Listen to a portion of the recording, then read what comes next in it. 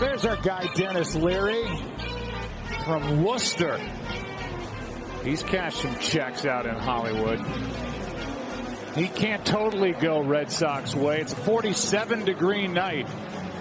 So what's that, 6 degrees or so cooler than last night when we began game 1? It's not as damp. So that's a positive. And on this chilly night, David Price gets loose coming off that strong start we just talked about moments ago. Members of that 2004 team that broke the curse throughout the ceremonial first pitch. And there's our guy Millar getting a hug from Dave Roberts, who had that stolen base in game number 4. David Ortiz was clutch, as he always was in 2004 in game 4, in game 5. And then the ALCS shifted to New York and at Yankee Stadium, and the Red Sox never trailed at Yankee Stadium, blew through the Cardinals and broke the curse that all the fans up here were mad at us and me for talking about, but it was part of the story.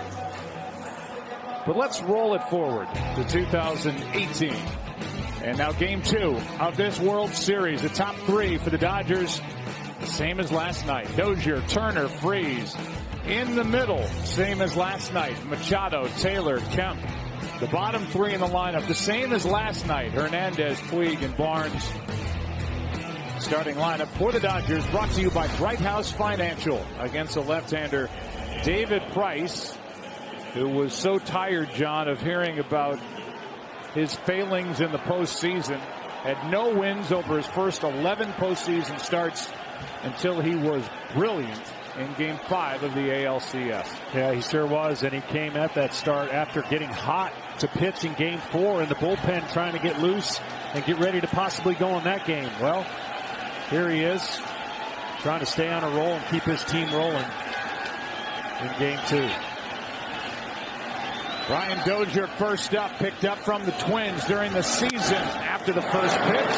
Couple of hops. Devers gets the out.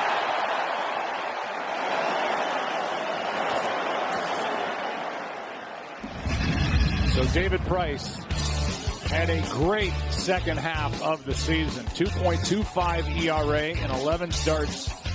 There's that stat he was sick of, and he doesn't have to hear about it anymore after ALCS Game 5. The 6 innings, the no runs, the 3 hits, the 9 strikeouts. And what was talked about after that game was his changeup that was so good it almost acted like a split-fingered pitch. Yeah, the conditions were a little bit better, of course, in the dome in Houston. Here, conditions are a little different. You're going to see fastballs on both sides of the plate. And let me just tell you, if he's hitting with his fastballs, that makes his secondary pitches that much better. Justin Turner takes a strike. He'll throw a 4-seam and a 2-seamer, and he'll cut the ball in, and that changeup you're talking about, Joe, will fade away from right-handers. And the challenge for the Dodgers really is they know he's an aggressive pitcher. How aggressive do you want to be at the plate?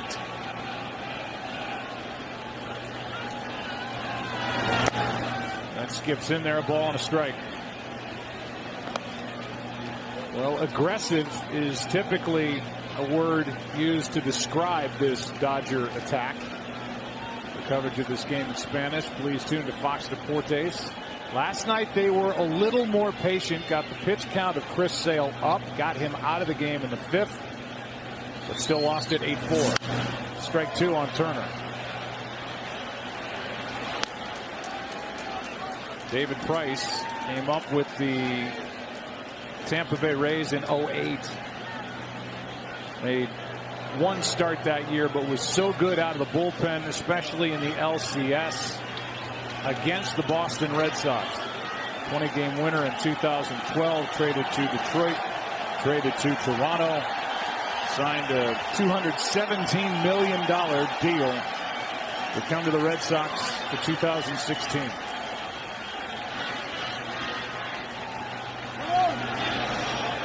David Price went to that abbreviated windup. It's like out of the stretch with a little movement, simplified his mechanics, and then he exerts all his energy and he gets down through his plant leg and then lets it fly. The 1-2. Got him looking 2 down.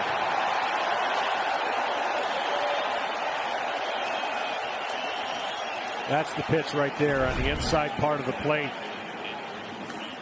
He was absolutely the best in baseball at producing the lowest average against on that particular pitch. On the inside part of the plate, a 126 average the players had. That's best in all of Major League. So with 2 out and the base is empty, here is David Freese, who had a good approach last night against Sale. Ended up 2 for 3 in game 1 and has a propensity and a willingness to hit the ball the other way. That impressed his manager, Dave Roberts. So no changes to this lineup. Back-to-back left-handed starters for the Red Sox. That's down to make it 2-0. So again, part of the challenge for each team tonight is going to be, can you stay off of the secondary pitches that are balls? The pitcher wants you to expand the zone. And the game plan's having talked about it in meetings, and you tell yourself, stay off of that pitch, stay off of that pitch. Much harder when you get in the moment, when you're in the World Series. Those are grounded out on the first pitch. Turner struck out. Freese takes ball 3 with Machado next.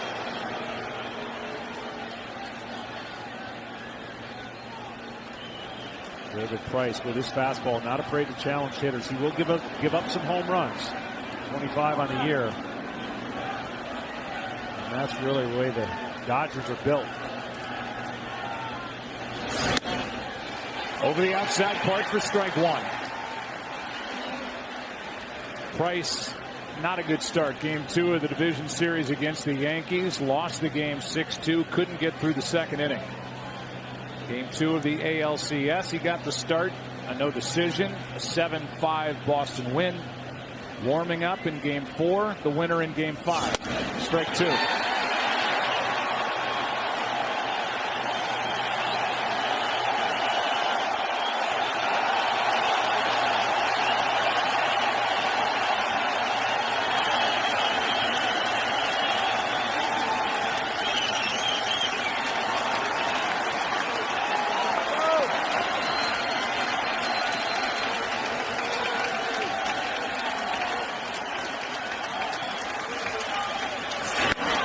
A 2-out walk. And that will bring in Manny Machado. Dodgers got what they wanted last night, as Machado, every time he stepped to the plate, had men on base, had a golden opportunity in the 7th inning with the bases loaded, 1 out. Broke his bat, flied one to center for a sac fly.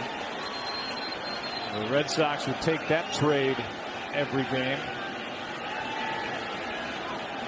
Well, he's had a lot of experience against David Price. You see the 5 home runs in the average, of course, in the same league for the longest time.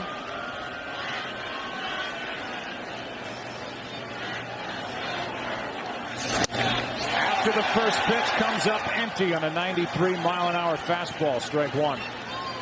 That sac fly last night made it a 1-run game in the top of the 7th. 5-4. Bottom of the 7th, pinch hit 3-run home run for Eduardo Nunez. And it was 8-4. That's how it finished.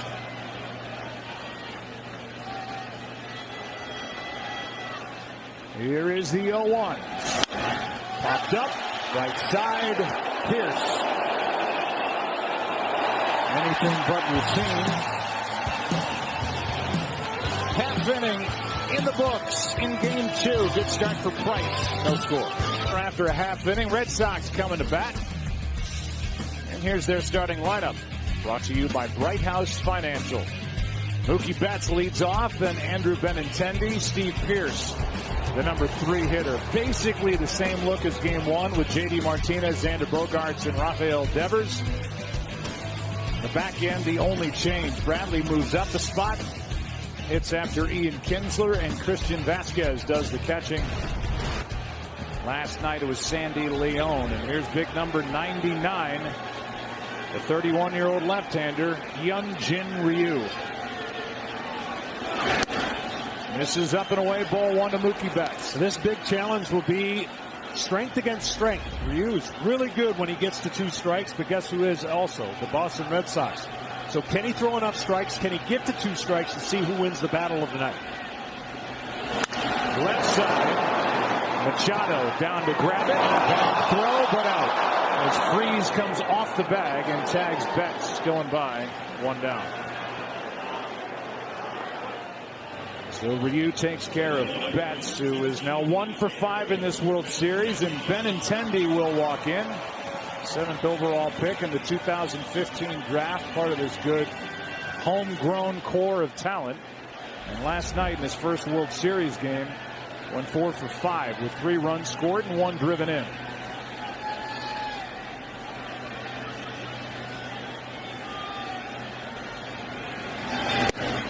Strike 1.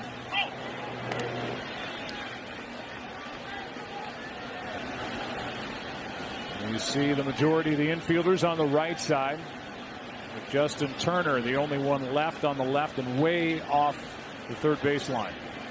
There's the 0-1 from Ryu. Late swing and a foul, strike 2. One of the things that Ryu struggled with in Milwaukee, you see all what Andrew Benintendi was able to do. He struggled with that curveball and really with his secondary pitches. Felt like Milwaukee was all on that kind of strategy, and they took advantage of it. Don't think he's ever pitched in temperature quite like this so far in his career. All of Benintendi's hits last night against left-handed pitching. That's outside for ball 1.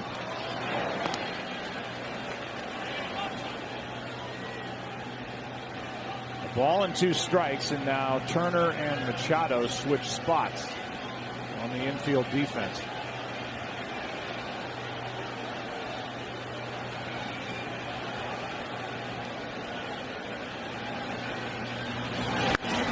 Down and away, 2-2. The formula for the Red Sox, Joe, has been pretty simple. You score first, they're 8-0. And when they score first, they put all kinds of pressure on the team with not only their offense, but their legs. So the Dodgers know that. They want to get off to a better start than they did last night. Red Sox put up 2 in the first, a strikeout for out number 2. So Ryu, who was so good against Atlanta in the division series, that was in LA.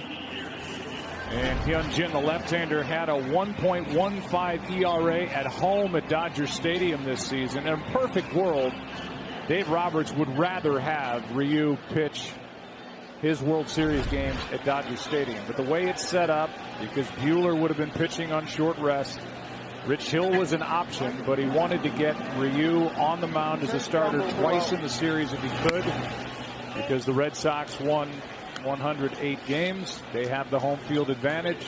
That means he's got to pitch in the cold here at Fenway Park. Yeah, and on the flip side, David Price has been awesome at home. So the Red Sox have rewarded themselves with that record and home field advantage, trying to take advantage of all of that. Steve Pearce takes a breaking ball that misses the outside corner. 2-0.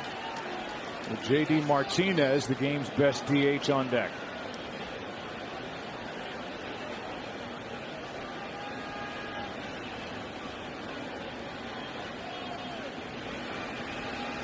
Two-0 pitch from Ryu is in for strike 1.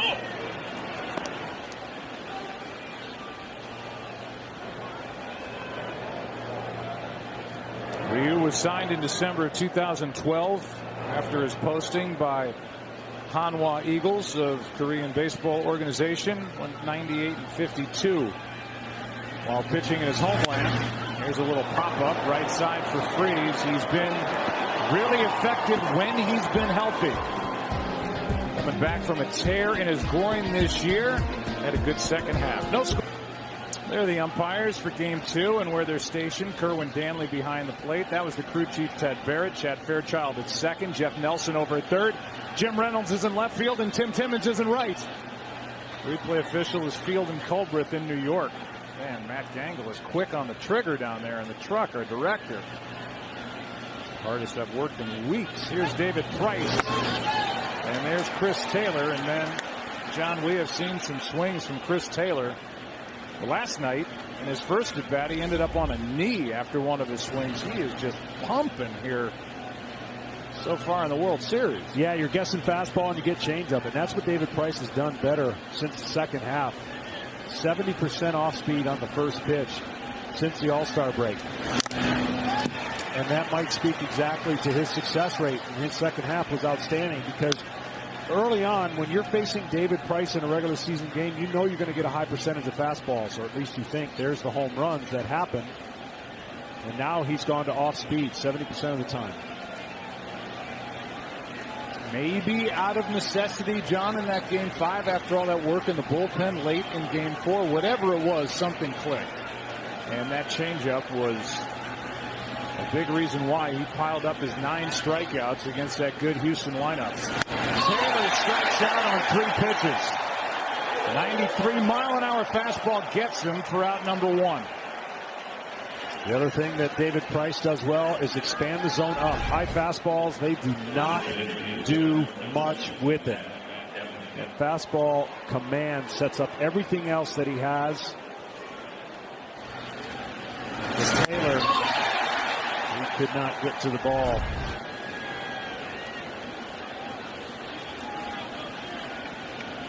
Leadoff man is gone, and Matt Kemp, who put on a display during batting practice with a ton of power. And now here's a late shift by the infield defense as Ian Kinsler looks into the dugout and says, "Where do you want me?"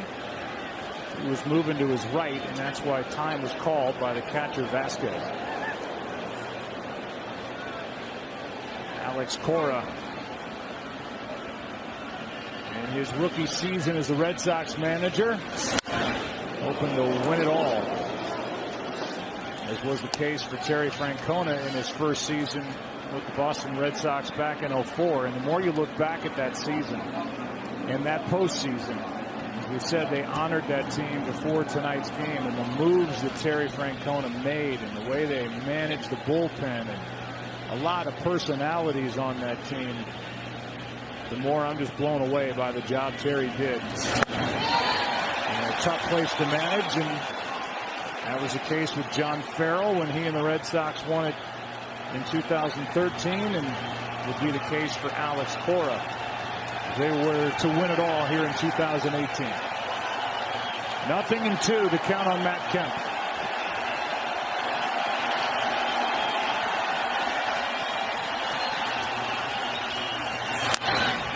Right off the end of the bat.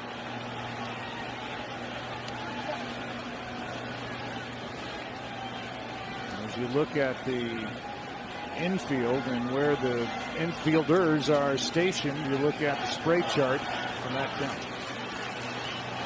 Go ahead and move Kinsler to his right, more up the middle. We talked about Matt Kemp having that swing pretty much his whole career. He's looking for the ball middle of the plate to down. He loves to extend. You can jam him and you can throw a back foot cutter, but the changeup gives him fits for the way that he wants to attack the baseball. StatCast powered by Amazon Web Services. Another 0-2. Right him on the inside corner, and Kemp didn't agree. 2 out.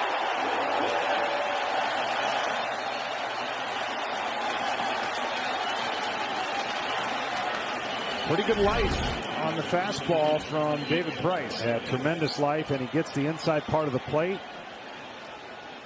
Probably a little bit off the plate, and that's what Matt Kemp was going to let the umpire know for the next at bat. He'll go downstairs and take a look and probably feel the same way.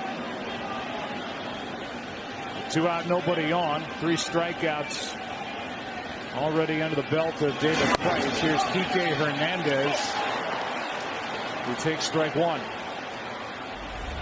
2 more strikeouts for Kike last night. He has struck out 12 times this postseason, and just 3 for 30, as you see there. According to his manager, Dave Roberts, trying to do too much. I guess it's hard not to at this time of year. Pretty good pitch there, and that's called ball 1.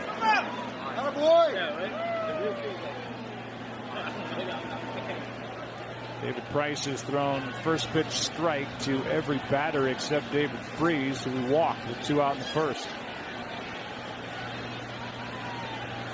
usually a recipe for success when you have the stuff that Price has. That's strike 2, and Price could strike out the side here in the second.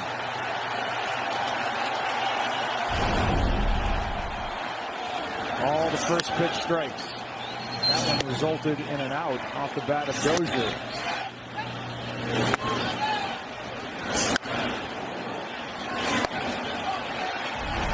Got to put a little smile on your face, John Smoltz. That's the way you'd like to do it. Well, that's a recipe for David Price, and how successful he can be, because it's not like he has 5 pitches. He wants that fastball to look like 3 different ones to the hitters. Up, down, in, and out. Stay out of the middle.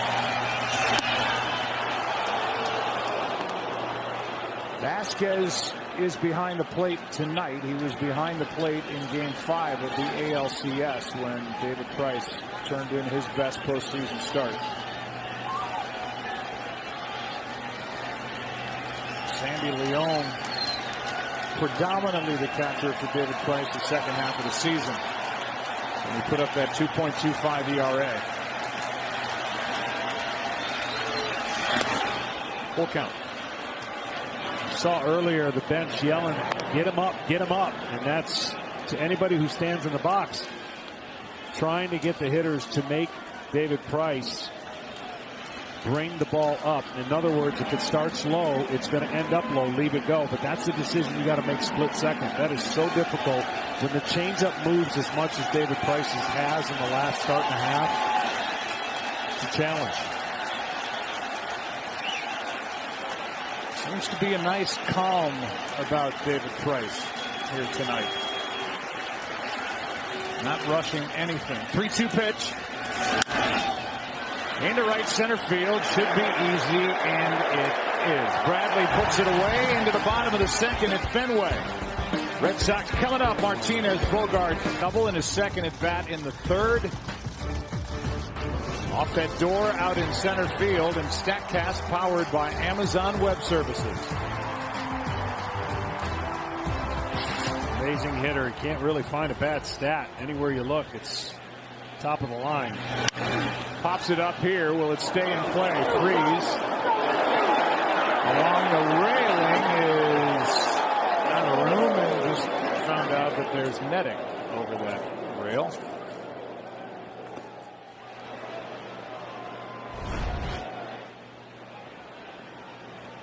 Wind's blowing. What little wind is blowing towards that way, and camera well.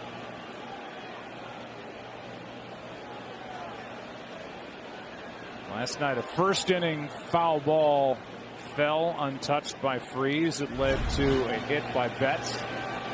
Here's one in the center, pretty well hit. Kike Hernandez stalks it. 1 down. JD Martinez is one of those guys whose work ethic, after he signed that free agent deal late, but a work ethic that just stuns even his teammates. The attention to detail, the videotaping of batting practice, and it going right to his little tablet, and the dissecting he does of every little piece of his swing is really something that has everybody's attention on this team. Yeah, it's kind of filtered all the way through the lineup, so now everybody gets the same treatment. Talking to Andrew Benintendi, he said, I don't even understand what some of the drills are. He's got things I've never seen before, but very disciplined, and obviously you could say it works better for him than anybody else that's played this game, because his game travels. Xander Bogaerts took a strike, and now a ball that rolls up there, up and away. A ball and a strike. When you think about it, both these teams are here in the World Series, and both had a ton of pressure on them. The Boston Red Sox, with their first-year manager, won 108 games, and they had probably the toughest travel to get here. Here's one hammered into left center field. It is off the monster. And Bogaerts will dig into second with a one-out double. That big wall can give, and it can take. It'll give you a cheap home run every once in a while. That ball was pasted. In any other ballpark, that's an easy home run. Yeah, no doubt. The soft, high fly balls are the ones that you can actually steal a home run, but the balls that are not hit high enough, and you see how deep this gets on the wall. Easy double. And another dent.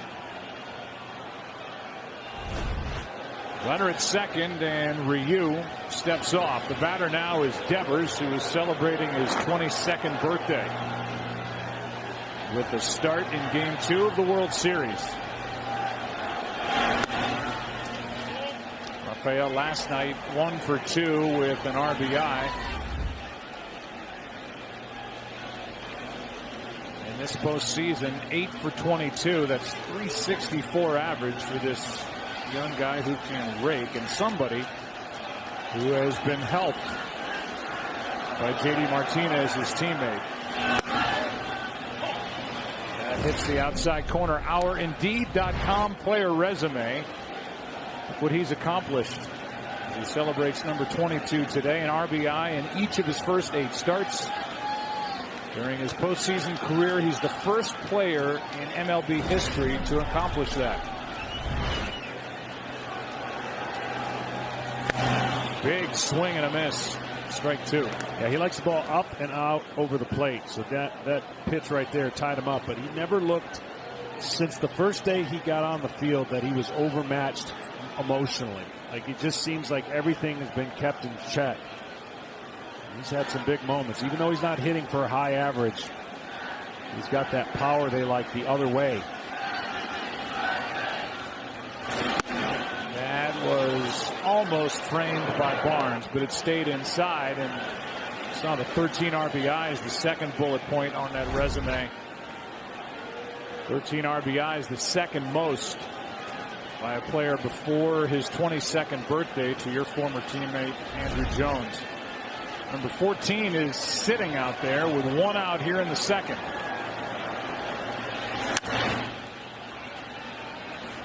So to finish that earlier thought, when you think about 108 wins and what they had to go through, the Yankees, the defending champs, and now here in the World Series trying to impose their way. Well, the Dodgers had a ton of pressure on them because they were expected to win their division, had to go to the final day, and had a unbelievably hard-fought series against the Milwaukee Brewers. And I just think that Dave Roberts, both managers, have a unique way of leading their team with their personalities. That's down, the full count. Dave's so upbeat, people-oriented, always talking to his players. They don't get carried away. They didn't get lost in the moment in Milwaukee when they were down. He said they won't get lost in the moment now and against a great Red Sox team. But they feel like, I'm sure each team feels like they match up well against each other.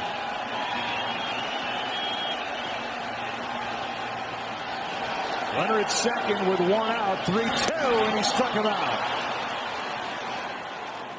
Second strikeout for Ryu as Devers goes down. Well, whatever issue he's having in Milwaukee, and you always worry as a pitcher, are you tipping your pitches? And the break on this curveball tonight has not been affected at all. It's been a much better break. And he has a good complement of off-speed pitches, does Ryu, to take pressure off of his fastball. Sneaky quick with the fastball. Good changeup that he gets a lot of hitters to expand the zone with. A good curveball right there. Now the inning falls to Ian Kinsler, who started this season with the Angels, ending this season in the World Series with the Red Sox. His 3rd World Series, runner at second, 2 out. Foul, strike 1. Tonight's telecast is sponsored by Progressive Insurance, handing off big savings to you. And by Lowe's.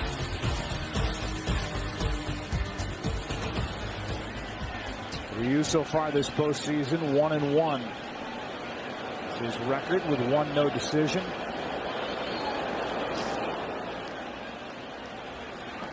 And again, talking to Dave Roberts, he felt it was going to be really important tonight that Ryu change the eyesights of this hitters on the Boston Red Sox.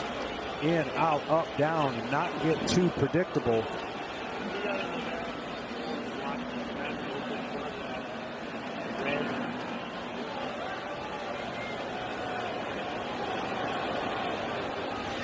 That's a base hit. Here comes Bogaerts. The Red Sox jump on top in Game 2.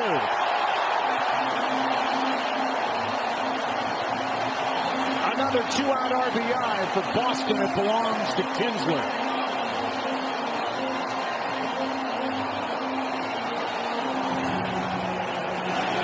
Said it at the top of the night. Over half their runs now this postseason have been scored with 2 out. It's not that easy, folks. I'm telling you, this is a rare feat that this club has been able to do with 2 outs. The numbers on the year, just in runner scoring position, are fantastic. Think about this. The first 8 hitters in this lineup with runners in scoring position are all hitting .333 or above. You just don't see that, so that's why they've been rolling and took care of the teams they have so far. So Kinsler is on at first. The first RBI tonight, and he checks on. Kinsler did some running during the regular season. Stole 16. He's 1 for 1 in the postseason. Could be a spot to run if Kinsler can figure out Ryu.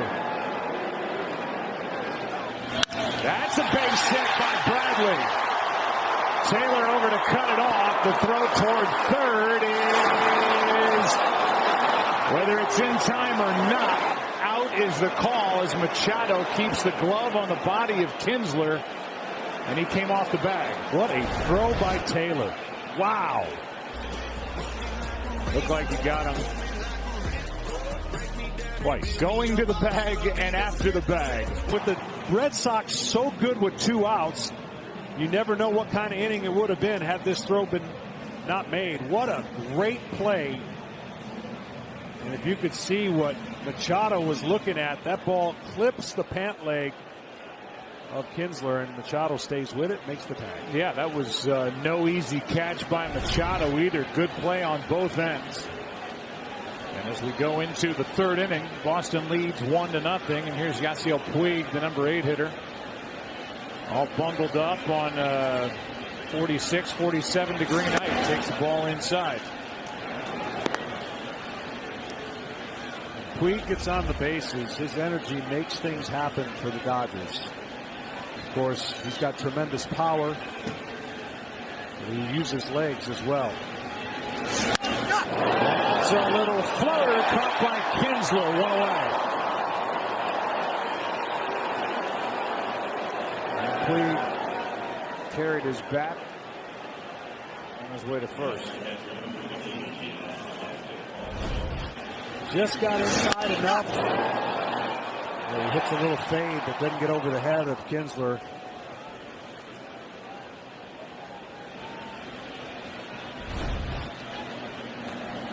So Puig is the first out. Austin Barnes steps in.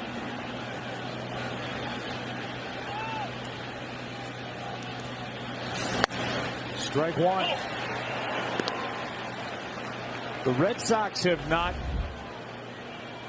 tipped anybody off as to who starts Game 3 on Friday in LA, or Game 4 for that matter. Reason being, the 2 potential starters are down in the bullpen again tonight for Alex Cora. That's Rick Porcello, former Cy Young Award winner. He's available. And the same for Nathan Eovaldi, who worked last night for an inning. Yeah, it's definitely unique, and both of them agreeable to do it. Said it doesn't bother them at all for their next start. We do know who's starting Game 3 on Friday in LA for LA, and that's Walker Buehler, the 24-year-old rookie who was so impressive in the Game 7 start in Milwaukee a few days ago. And his electric stuff will be going up against a lineup that can score some runs. 2-2 on Barnes.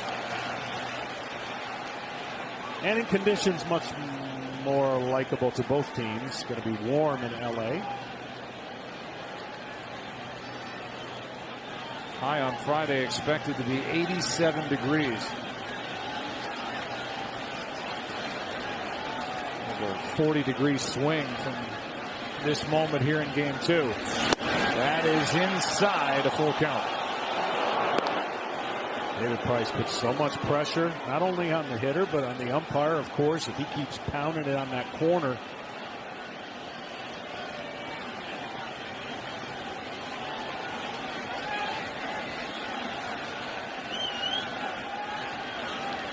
Barnes 2 hits this postseason, trying to get on in front of Dozier. Gets a piece. Well, the one good thing, if it was real windy and cold, it would be much more difficult, I think, for the pitchers, just from a standpoint of the baseball. And if you don't spend much time out there, then you get into a warm place in the dugout, and it's no big deal. Every once in a while, the wind will kind of show itself, but for the most part, it's not consistent.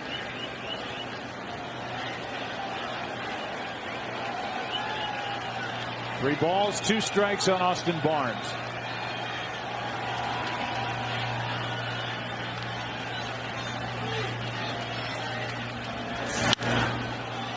Into right field, easy for Betts. 2 down. Dodgers still looking for their first hit. Tonight's telecast is sponsored by Bank of America, the official bank of Major League Baseball. And by Indeed, the world's #1 job site.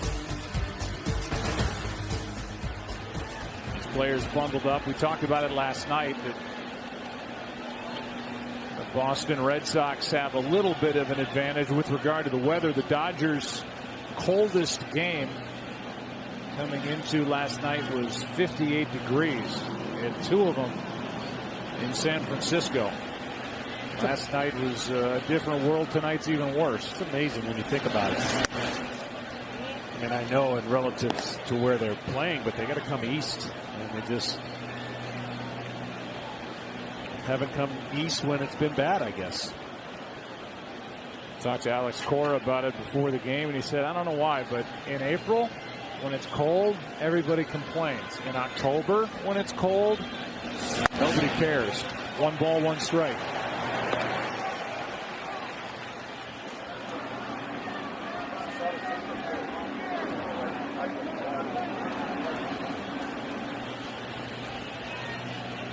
Dozier went after the first pitch and chopped it to third. His first time up. So 0 for 1 tonight, 0 for 3 in the series. That misses. 2 balls and a strike. I think if you gave David Price his choice, he'd rather have that pitch than the pitch inside on the corner. Because that pitch right there will expand the zone more because it brings in that changeup, which you just saw right there. Looked like it was close.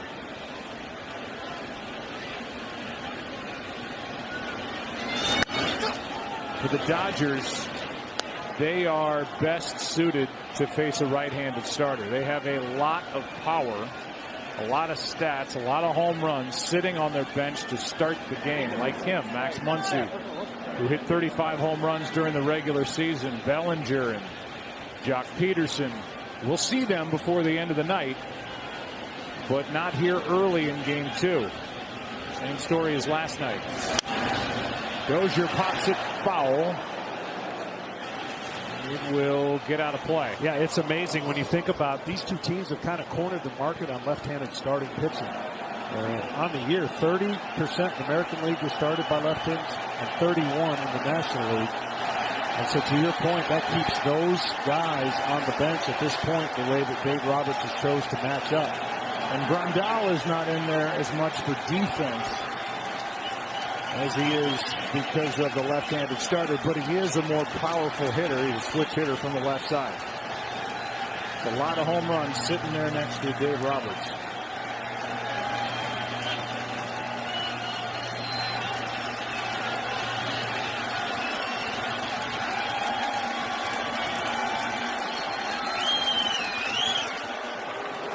This is just the 3rd World Series in which left-handed pitchers started the first 2 games for both teams.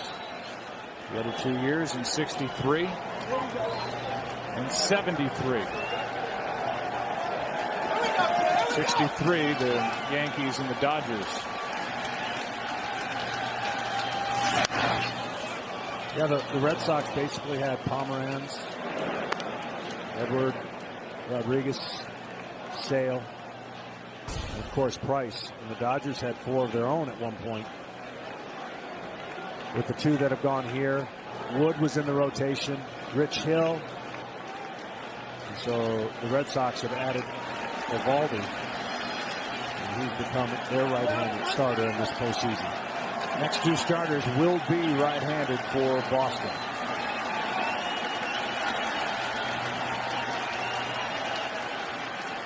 Another 3-2. High and tight. And ball 4. That's the second walk by Price. You saw Christian Vasquez pop up. He thought that was strike 3. And instead it's ball 4. Like I said, David Price ain't missing by much. That's how good he is right now with the command of his fastball.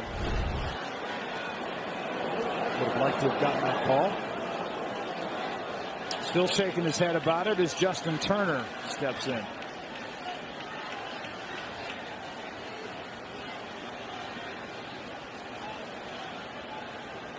Justin Turner, when he's clicking, the Dodgers are clicking. He's been unbelievable in the postseason, and since his injury,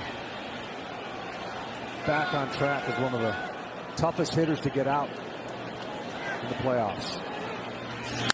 Hard hit. Devers goes the short way, and out at second is Dozier to end the top of the 3rd. And Turner's 0 for 2. Last night had a 3-hit game. 2.5 complete. 1-0 Red Sox. Game number 2 goes into the bottom of the 3rd inning. Christian Vasquez will lead it off, the number 9 hitter, then back to the top. Mookie Betts and Andrew Benintendi against Ryu, the left-hander who fires a strike to Vasquez. Vasquez hit 207 during the regular season. You can see the 227 average, 5 for 22 this postseason. One of 3 catchers Alex Cora has on his roster. Strike 2. Well, the one thing the lefties do for the Dodgers as well is cut down on that power that the Red Sox possess. Against left-handers, their power number goes way down. Only 37 home runs. And the Dodgers staff, second best in baseball, going against the best offense. So there's a bunch of strengths each club have. And you always want to impose your will. You want to make sure your strength sticks out if you can. 0-2. Struck him out, and that's strikeout number 3 for Hyunjin Ryu.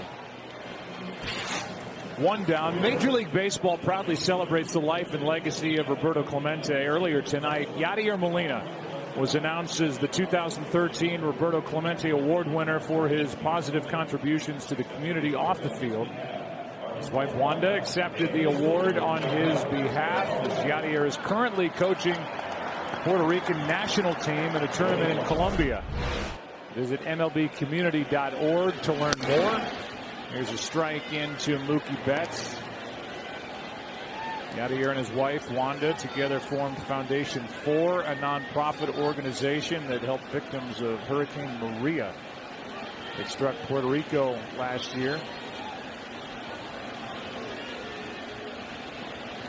The next to Betts is a little high and tight. 1 ball, 1 strike. There's so much more to that story, however.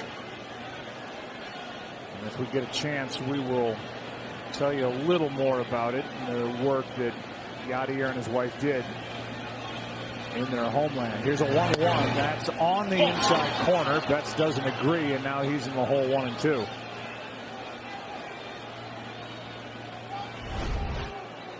Well, these are the corners right here that both lefties are trying to get. And, Ryu gets it. Gets him ahead with 2 strikes.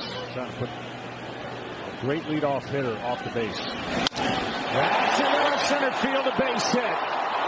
2 outs, don't bother the Red Sox. 2 strikes, don't bother the Red Sox hitters. 1 on, 1 out. Strength against strength, and Mookie Betts gets the best of Ryu with 2 strikes. I'm going to be very intrigued at some point. I don't know how long this series will go, but Mookie Betts is giving strike 1 to the Dodgers hitters. And at some point, I think he's going to make them pay.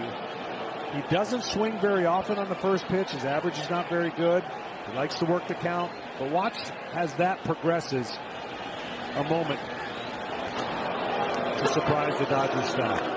Taco Bell back with steal a base, steal a taco. Last night in a blink, Game 1, Mookie Betts stole the first base of the World Series, which means everyone in America gets a free Doritos Locos Taco. Stop by Taco Bell on November 1st from 2 to 6 p.m. to steal yours.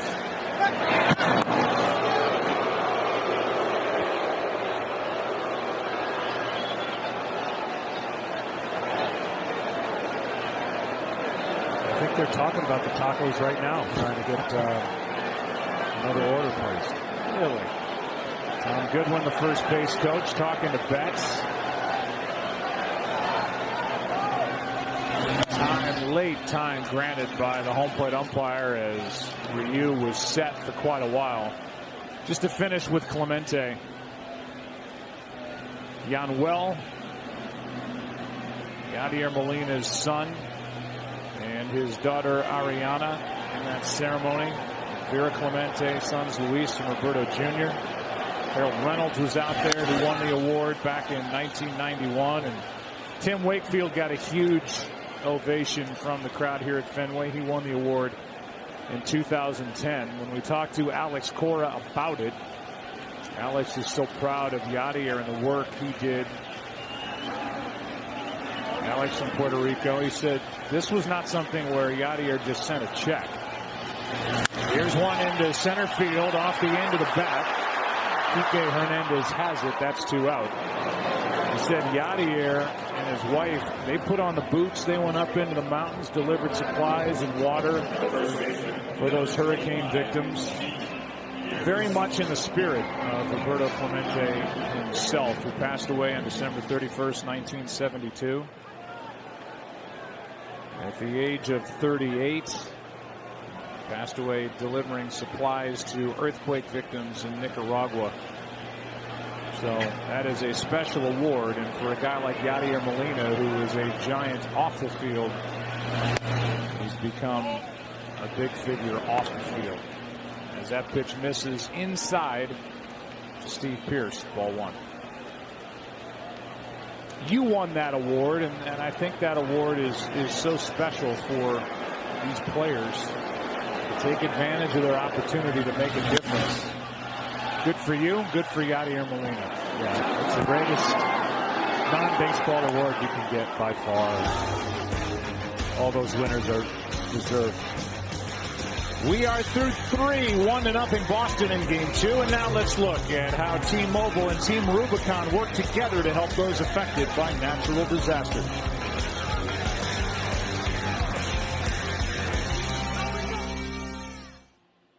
Dodgers freeze Machado and Taylor against Price. And he fires a 92-mile-an-hour fastball for strike 1. Yeah, he's been outstanding. He made a little mechanical adjustment to get the timing back, and that adjustment has paid off for the last start and a half, and he's commanding the zone and on point with every pitch. Just missed inside, a ball and a strike on Freese, who drew a walk. That means in 4 plate appearances in this World Series, David Freese has been on base 3 times. No runs allowed in the last 10 and 2/3 innings pitched during the postseason for Price. That's into right, and that is a base hit. Betts does a nice job of keeping it in front of him, and David Freese has his 3rd hit through 1 game plus. Wow, that ball, I think he hit it off his chest. He did a nice job because that could have got by Mookie Betts. Even though Freese is not super fast, there's a lot of room behind Mookie Betts. He gets down, he realizes he's not going to catch it. Oh, he gets the glove on it. It knocks it instead of his body. It's not an easy right field to play because of those angles, because of that foul line and pesky pole right down that foul line in right. And And then that big gap in right center, the change in the angles. It's a huge center field. And it's a short porch in left field with a lot of weird caroms off the green monster. This is not an easy outfield to play here at Fenway. Here's Machado. That's into center field. Back-to-back hits. 2 on, nobody out for the Dodgers here in the fourth. A lot of first pitch swinging from Manny Machado through 2 games in this series. Maybe he went up there guessing fastball and got it. He got a base hit up the middle, and Jackie Bradley playing really deep, but his arm is so good. You can't take a chance if you're Freeze rounding second, and that's just a typical swing out of Manny Machado. We talked about last night how Benintendi led the league with his 12 outfield assists, and the man to his left, Jackie Bradley Jr., had 9. Betts had only 5, but part of the reason why is teams don't run on it. It's an unbelievable cannon that he has. And in center field, you rarely throw people out because you're in the deepest part of the park. Big at bat here for Taylor. Chris struck out his first time. Runners at first and second, nobody out. Ball 1. Pierce is kind of maybe thinking Taylor might bunt, but there really is not going to be a lot of bunt. We may not see a bunt this entire series other than starting pitchers in the National League. These teams are built differently. The Dodgers love to hit the long ball. The Red Sox, of course, in the American League, used to scoring a bunch of runs.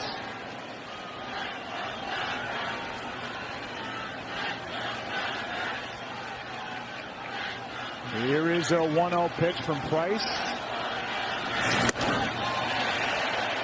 Not a lot of contact from Chris Taylor so far. 1 ball, 1 strike. Chris Taylor's looking in one area, and that's to pull the baseball. He had a nice NLCS. But as he's transformed his swing and changed his career, he basically has the same swing on every pitch and every count. He's looking to do damage. It's 17 home runs during the regular season. 17 of the Dodgers' 235. That is down and in. Squirts away from Vasquez in the count 2-1.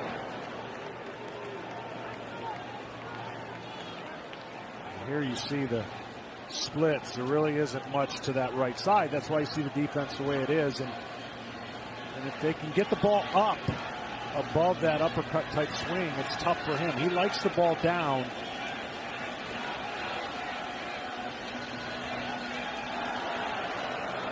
Well, he has the count in his favor. Runners at first and second, nobody out, with the Dodgers down by 1 in the fourth.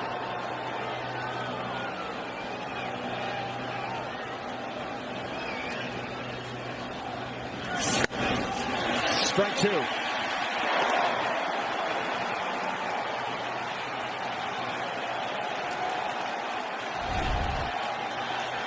Great job changing up velocity and location. Not letting these hitters lock in. If the hitters haven't gone up early trying to swing and make contact early, David Price makes it real difficult for you to guess along with him.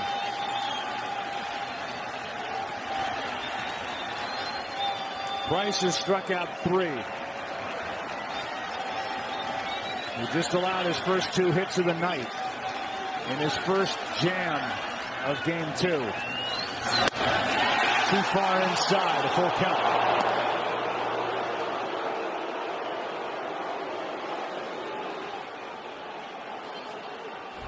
Will he go with a 3-2 changeup right here after burying a fastball inside?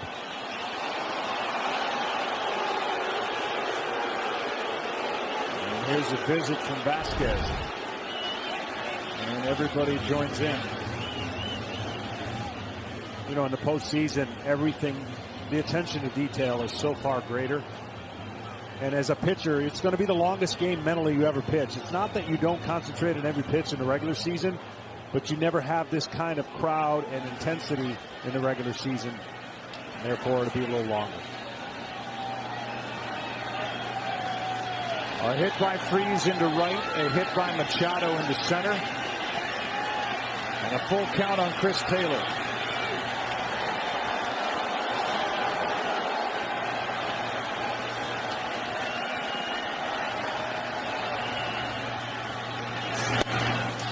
That is ball 4 to load him up.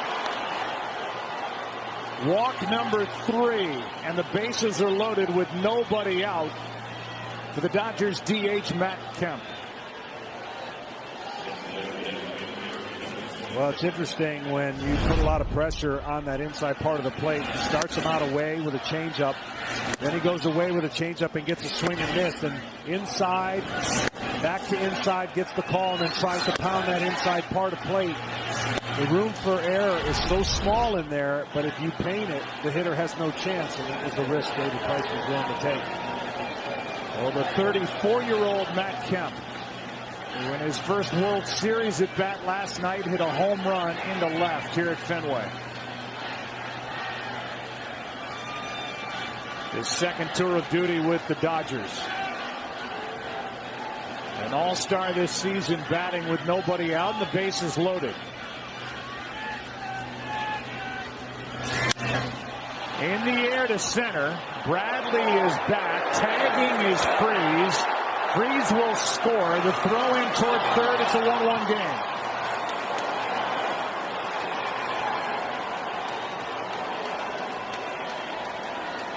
Matt Kemp has tied it up here in the 4th inning as he flies one to Bradley in center. He did a nice job elevating the ball, trying to keep the ball off the ground.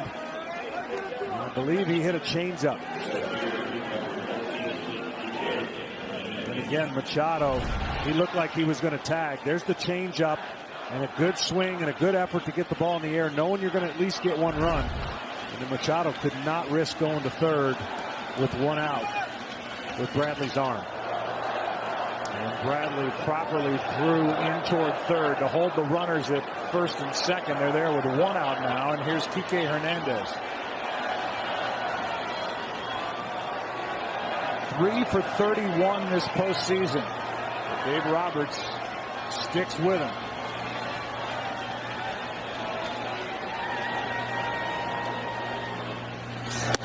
Ball 1.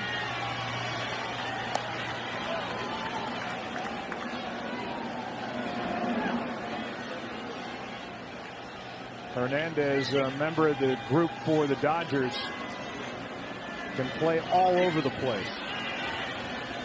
Play anywhere in the infield, anywhere in the outfield. Very versatile roster. Same for him. Chris Taylor. The 1-0. A ball and a strike.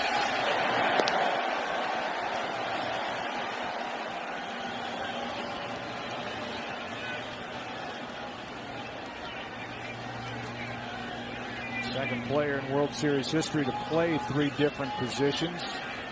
Started in center, was in left, second base. Tony Phillips. For La Russa's Oakland A's in '89, the other to do it. And La Russa's here, part of the Red Sox front office. 1-1. Inside, 2-1.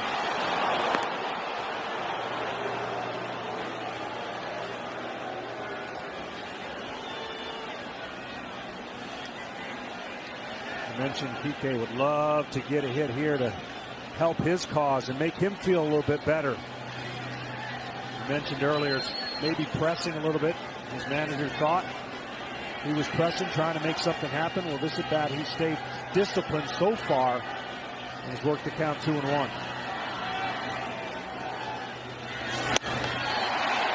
94 from Price. Strike 2 on Hernandez.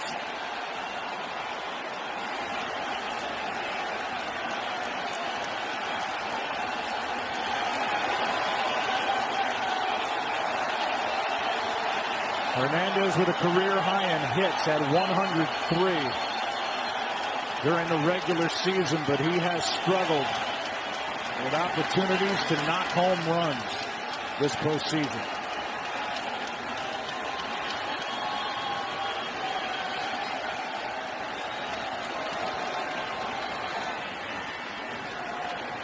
Well, the Dodgers have already done a better job in this short start to a series than they did the whole last series with runners on and making contact.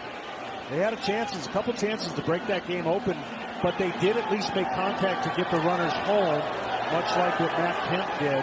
Whereas in Milwaukee, they were striking out way too much with runners on third and second and less than 2 outs. Better approach so far in game 1 and 2. Price has struck out 3. And now a full count on Hernandez. And even with those better at-bats, 12 strikeouts last night in game 1 by the Dodgers. Yeah. Well, that's part of their DNA as well as the home runs. I mean, that's just going to be them. They do have the ability to strike out, especially if pitchers are making their pitches, elevating fastballs to a team that wants to hit it in the air. But the Dodgers' depth is probably one of the best National League depth rosters I've seen in a while. 3-2 the count. Right off the end of the bat. You already mentioned how many homers are on the bench. How many teams could ever say they could have that many homers sitting on the bench and still produce a lineup like the one they've got tonight with right-handers? So testimony is going to be to the toughness of those young players coming off the bench when called upon to face the right-handed relievers, especially in a night where it's just not exactly easy to get loose. And they will be called upon. But right now, it's Hernandez, the number 7 hitter. It's David Price on the mound. Tie game. 2 on, 1 out, and a 3-2 count.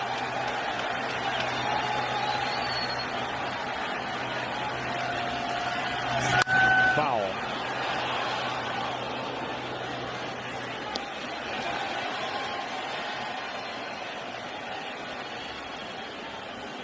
The next pitch will be the 8th of this at bat.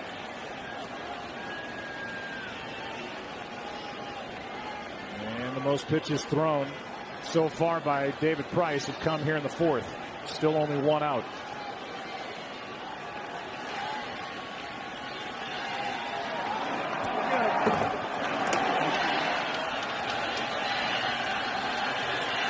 They start to move around in the Red Sox bullpen.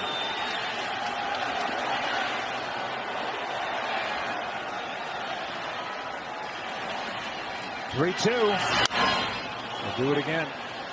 That's the other thing. Depending on who's up there, and I don't know if Dave Roberts has enough guys at the plate that he could trust on a 3-2 count to send the runners with those strikeouts that you were talking about and be able to manage the strike zone and not get into a double play strikeout throw 'em out. So he has not chosen to send anybody so far in these situations. Yeah, you're used to seeing that with a 3-2 count. Certainly not a power hitter at the plate, somebody you expect to make contact, but those runners have not moved.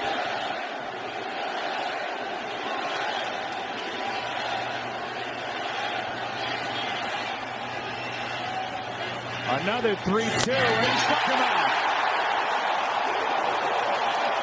2 out.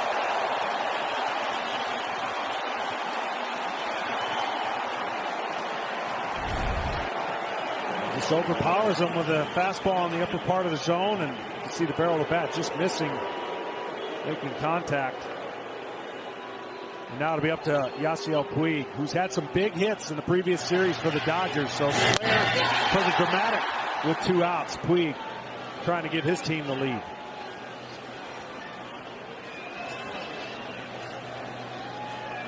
So throw another strikeout on the pile. And with 2 on, 2 out, here's number 66. With a soft liner to Kinsler at second, his first time up. Now the Dodgers look for a 2-out RBI hit. That is into center. They get it from Puig. Machado to the plate, and the Dodgers lead 2-1 in the 4th.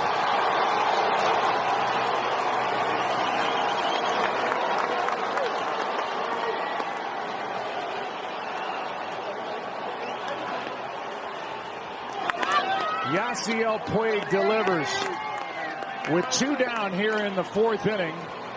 And a visit coming for David Price after this into center. Well, he got inside, but he got a little bit more of it, and Puig knows that as soon as he hits it, it's up the middle. And that's going to easily score Machado with 2 outs, and you see what Puig can do in the excitement of the Dodgers. They said, oh, we may not have a lot of 2-out hits, but that was a big one. Yeah. Similar to game 1. Yeah, go. Dodgers scratching back. And the Milton, Massachusetts native Rich Hill cheering on Manny Machado as he made his trip to the plate. Now it's first and third, 2 out, 2 runs home, a 1-run lead, and the number 9 hitter Austin Barnes digging in. 2 RBIs this postseason, a big one in game 5 of the NLCS. That not only tied that game against Milwaukee, but kept Clayton Kershaw in the game. Kershaw would go 7. Strike 1. Yesterday I said whatever each team can get out of the 9th spot would be such a luxury. Leon got a hit the other way to help get things going, and Barnes looking to chip in as well.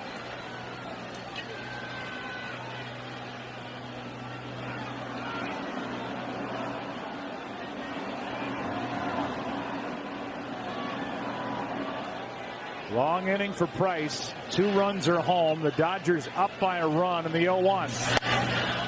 Strike 2.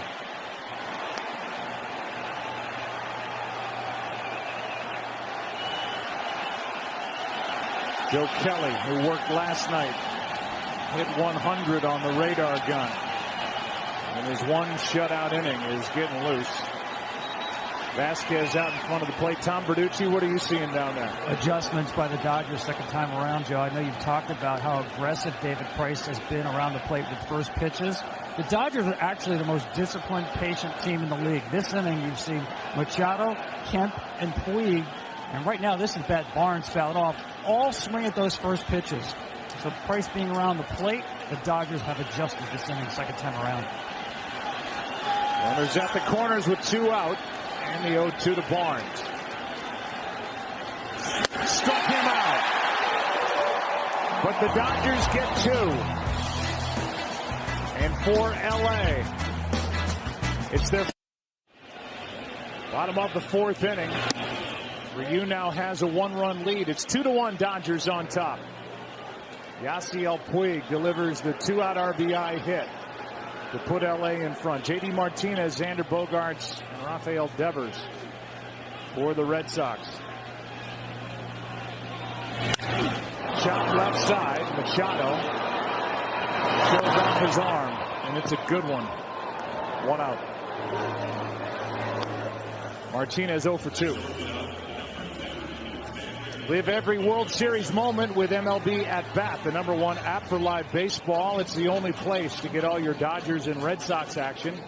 In-game video highlights, pitch tracking, StatCast, live radio feeds, and much more. Download MLB At Bat today. The Red Sox yesterday, every inning but 1, responded to the Dodgers scoring runs. That's why Ryu in this inning is so important to put up a 0. Whenever your team gets you runs, that very bottom half is so important. He misses to Bogaerts, ball 1.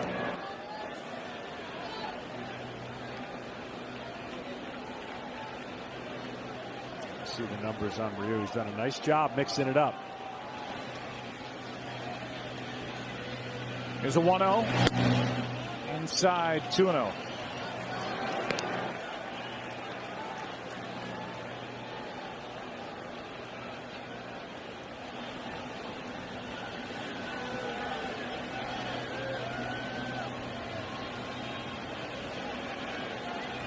Bogaerts doubled with 1 out in the 2nd and scored on the 2-out RBI hit by Kinsler. Takes a strike. And I think in our era of shortstops, with the greatness that we have in young players, this guy's under the radar for me. He's one of the better ones. And his combination of what he's done, steady Eddie in the field, offensively, can hit. That's ball 3. Well, we've talked about Bogaerts as a 21-year-old who hit and played his way into the lineup every game of that 6-game World Series and the win over St. Louis. And I would agree with you. There are quite a few good young shortstops that have made their debuts since. Bogaerts easy to overlook, but you shouldn't. But Javier Baez came after him. Correa, Lindor, Trey Turner, Corey Seager, who is recovering from Tommy John surgery, Trevor Story. All those guys came along after Xander Bogaerts, but this guy's only 25 years old, and from the shortstop position knocked in over 100 runs this season. Ryu on 3-2. A foul tip off the mask of Barnes.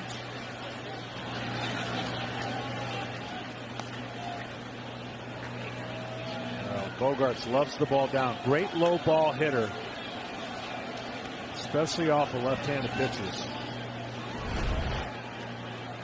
See, with a mini leg kick, gets the foot down and just misses the pitch, but didn't miss Barnes.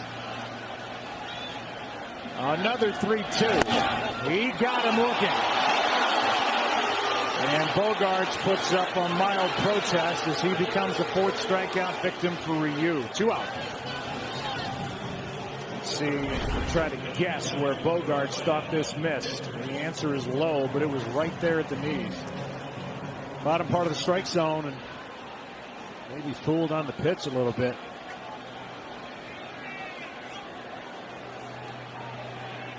Two out, here's Devers.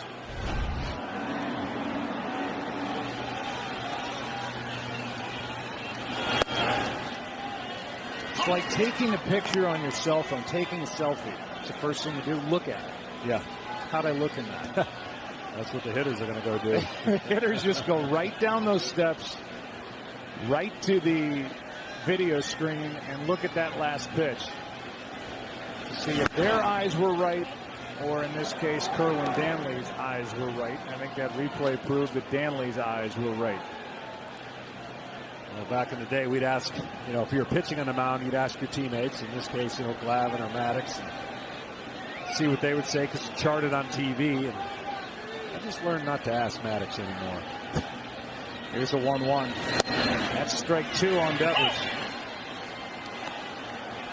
They say that everything works off the fastball. I don't care who you are, and I think that's the case for Ryu tonight. That fastball's been in there, and 92, 93, pretty good. Yeah, sneaky quick. You see the difference in delivery. He's got more of an athletic delivery and a classic windup. It looks like he's playing catch with the catcher.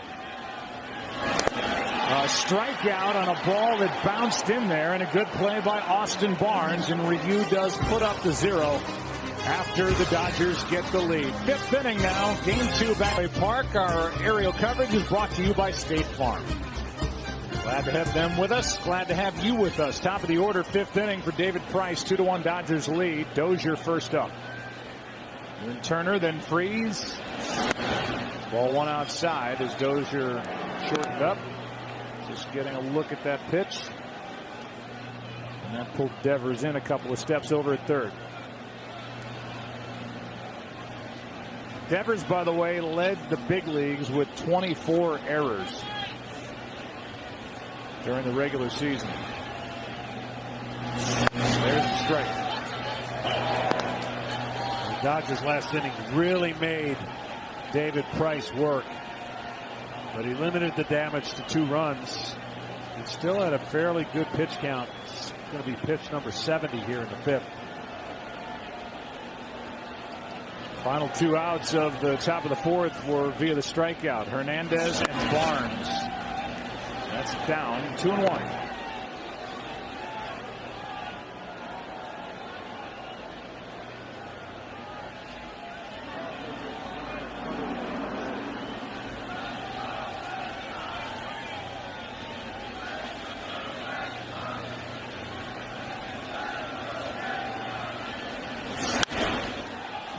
Dozier was trying to launch one over the monster, and he fouls it away left side, 2-2.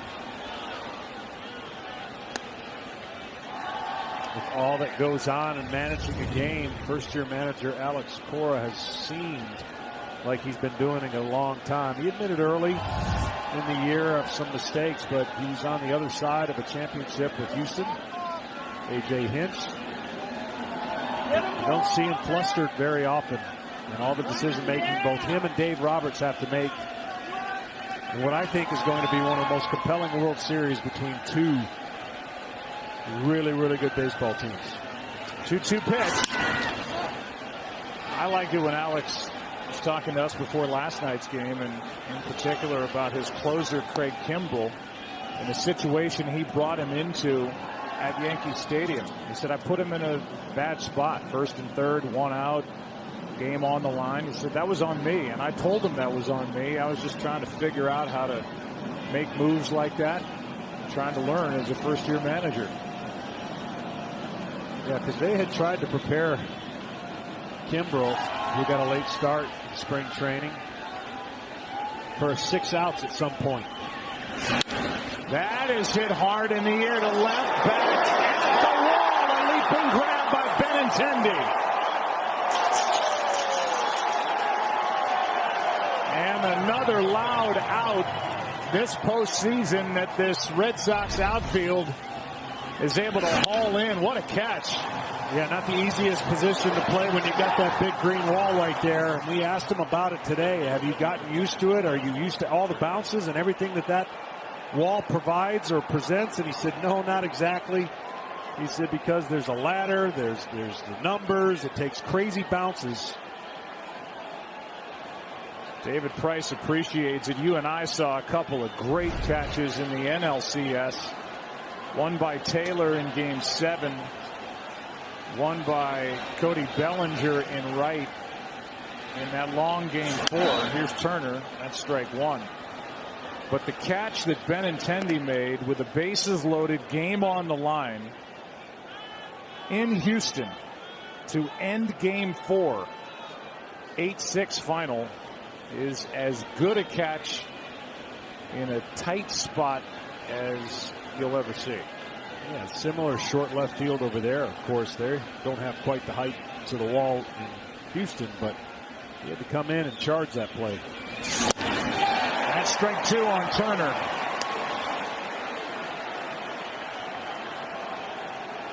Who knows what that catch just saved for the Red Sox with Turner, Freese, and Machado, the next three hitters.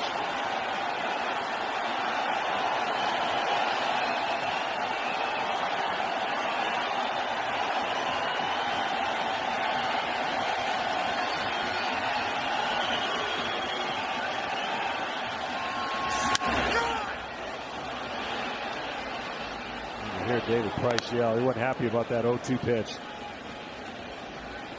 Got to try to be a perfectionist on the mound. He wanted that pitch in a different area because he knows that Turner is such a good hitter with 2 strikes. Look where he wanted it and look where it ended up. He got away with it. He knew it. He'll hope to make the correction here.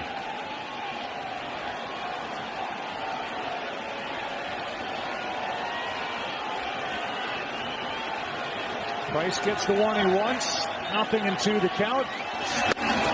Inside, ball one.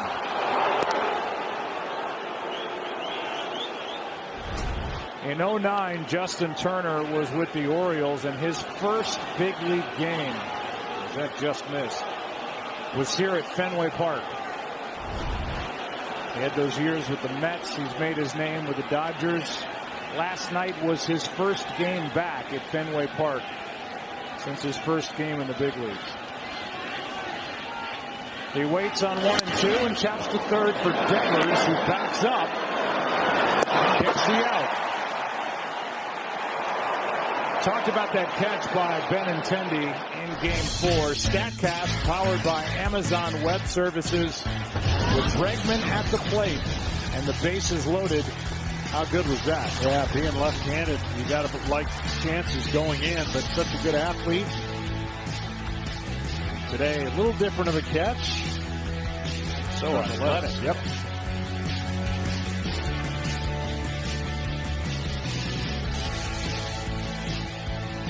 There you go. You can just send that to the Boston Globe right now. I believe you're right, especially if they come back and win. Well, that's what makes the Red Sox, I mean, the best outfield in baseball if you think about it defensively. Dodgers want that catch to be a footnote as they try to even this World Series at a game apiece. Here's Freese. That's strike one.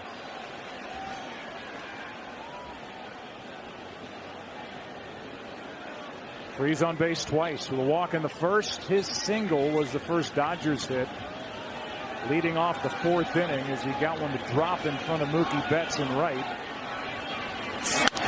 Here's one in the air to center. Back is Bradley. And a 1-2-3 fifth for David Price. The lead still one. Nice catch start of the inning by Benintendi.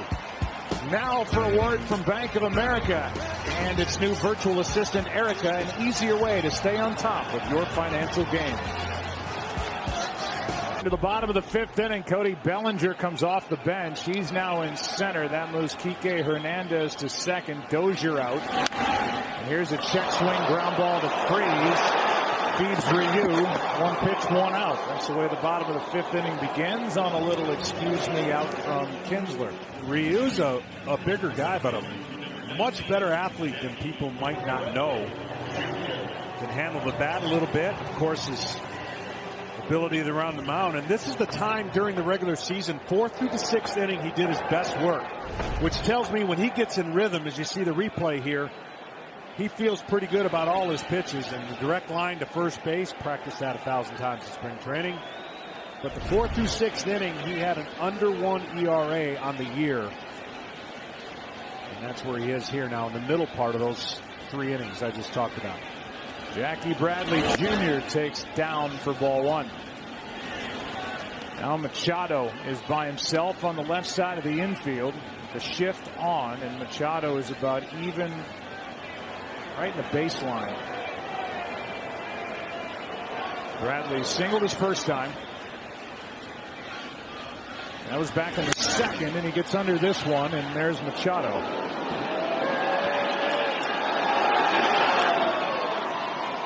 Two out, nobody on, and the number 9 hitter Vasquez coming up. Tonight's telecast is sponsored by Budweiser. Join the team that enjoys responsibly. Budweiser reminds you to drink wiser. I wonder how much those panels are worth. Well, I mean, just about every visiting player comes to Fenway Park and goes inside the Green Monster and signs his name. I would say a lot. Both pitchers tonight have been on their game. Even David Price, and give up those 2 runs. His stuff has been outstanding. Vasquez takes a strike.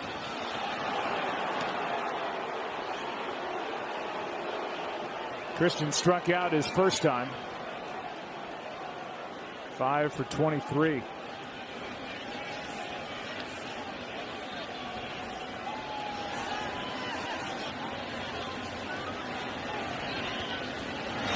That's strike 2. I think it was Mark Wicker, who is a terrific columnist out in Los Angeles, who wrote the piece about Cody Bellinger coming here during the workout, which was on Monday, going inside the wall and trying to find his dad, Clay's signature.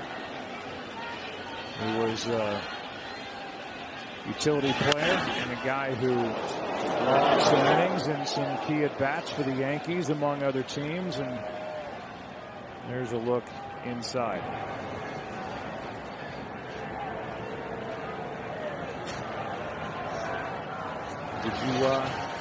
Did you sign inside there? Yes, I did. Did you just find the first open spot and sign, or did you find a special neighborhood to join? No, just open spot. Oh, well, here easy. Here's the 0-2. That's inside as Ryu thought he might be headed back to the dugout, and the warmth found within. Instead, it's ball one. The Dodgers in the 6th will have Machado, Taylor, and Kemp.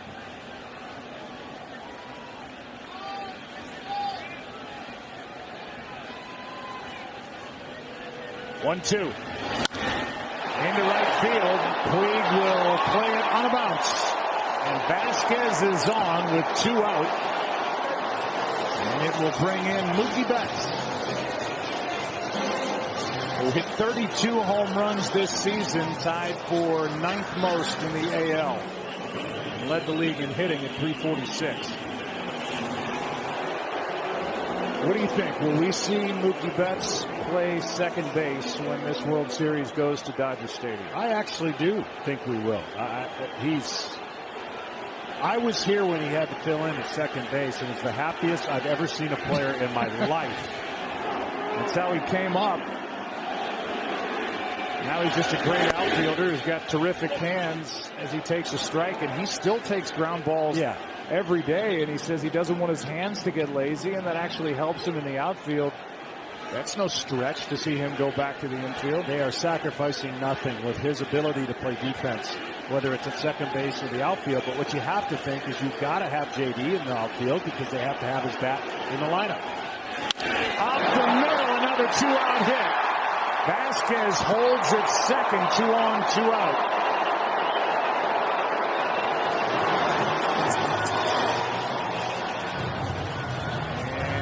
And another hit is added for Boston. Number 6.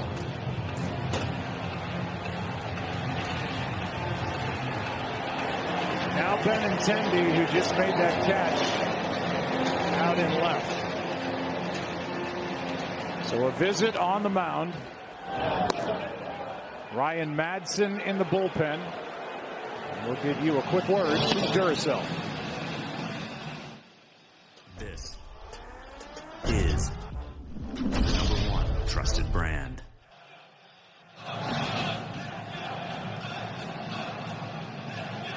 Well, the 1 RBI tonight for Boston came off the bat of Ian Kinsler with 2 out. 5 of the 8 RBIs last night came with 2 out in game 1. And our Budweiser game summary is a comparison of the 2 starters. You see what they've been able to do is Ryu tries to match David Price by getting through 5. Well, you tell yourself not to think about it, but you're reminded of what the Red Sox do with 2 outs, right? You just got to singly make a pitch at a time and not be carried away with the moment that you've seen from yesterday and the series before. Make your pitch, get back in the dugout. And if you're the Red Sox, you're like, good luck. Well, the outfield has to play deep with the power of Benintendi, who hit 16 home runs, none so far this postseason. Lead runner is Vasquez, does not run well. That is blocked for the most part by Barnes, and Vasquez, had he taken off, would have run right into an out. As he talks to Manny Machado and makes him laugh. Ball 1 to Benintendi. Curveball, catches the chest protector, and not far enough away. Benintendi could tie it with a hit, extra base hit. Would likely put Boston back on top. Another one in the dirt. With the right-handed hitting Steve Pearce on deck, although Mitch Moreland is on the bench for Alex Cora. Ryan Madson has a little more pressure to get loose and ready here in the 5th.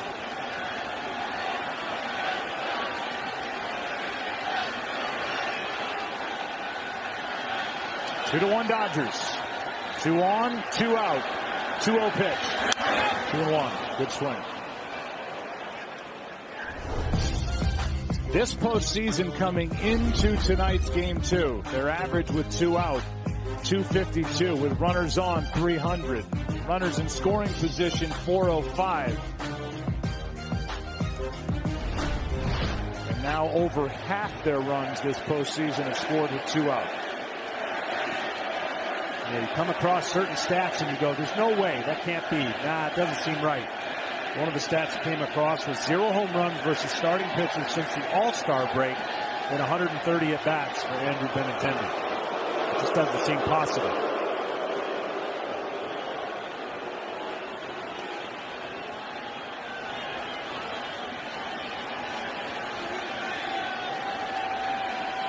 He's ready, so's Ryu. Good pitch, strike 2.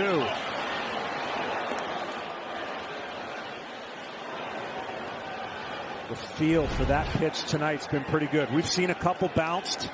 First pitch trying to get something other than a fastball, but right there behind an account. Great pitch to get to 2-2. Vasquez the runner at second, Betts on at first, and time called again.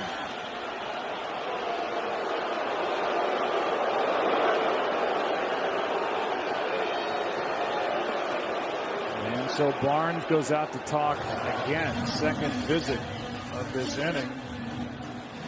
But it comes from one of the players. Right now, a quick word from YouTube TV.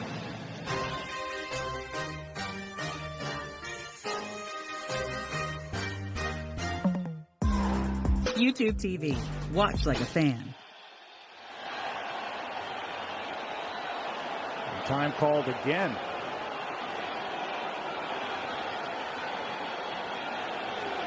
Two and two the count.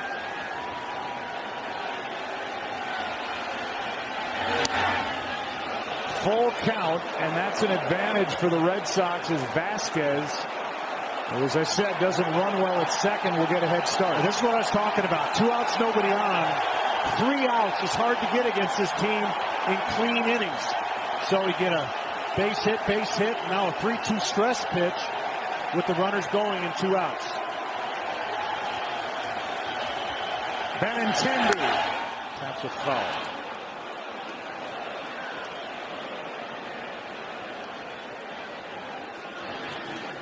Andrew had 4 hits last night, 0 for 2 tonight.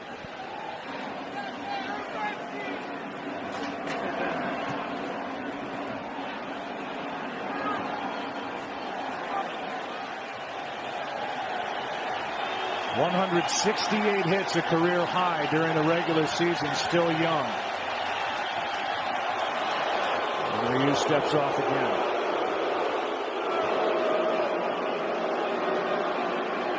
As a pitcher, you want to be so convicted on the pitch you're throwing is the absolute right one. You can't be in between. You can't go with a suggestion. You have to go with what you feel is absolutely the right pitch. Even if it doesn't work out, the committed pitch is way better than the suggested pitch.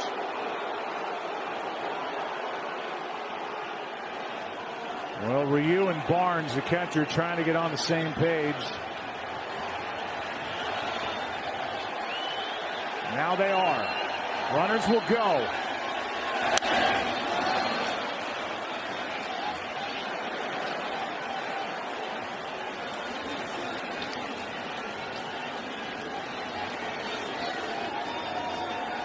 It's been a 7-pitch at bat.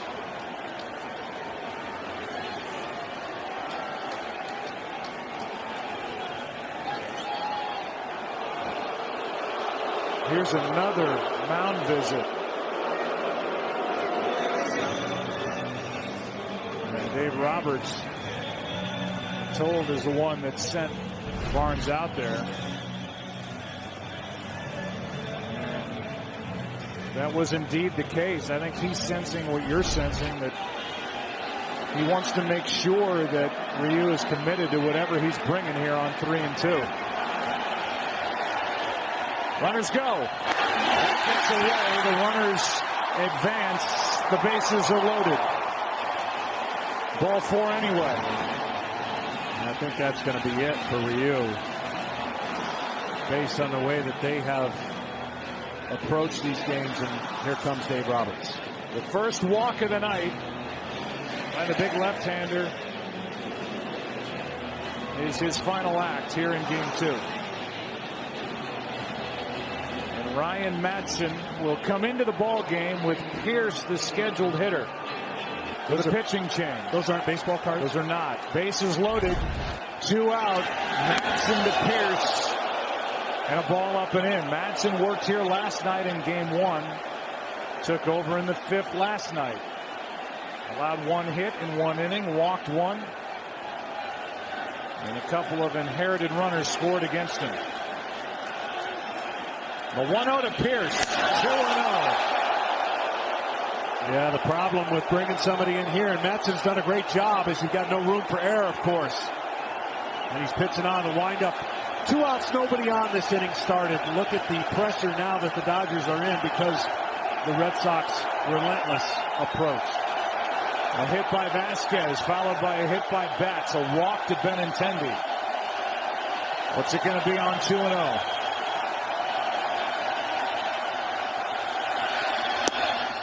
Two and 1. And what Madsen has shown is he doesn't like to pitch out of the stretch if he doesn't have to. So everyone with 2 outs, including Benintendi, is going to get a huge jump if this were to be a hit. But he feels more comfortable using the deception of his long arm and delivery out of the windup. The 2-1. 3 balls and a strike.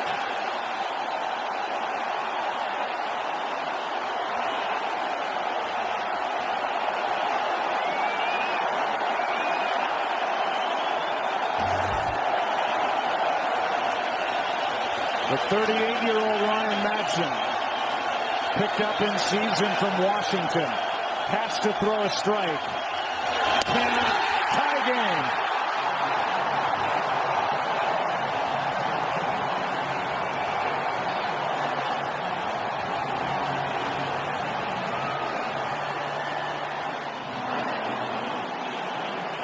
Fourth time this postseason, the Red Sox have walked with the bases loaded to force home a run. And now you go from Pierce to J.D. Martinez.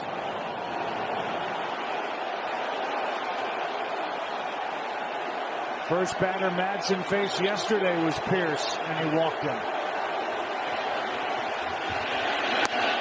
Ball 1 inside on Martinez.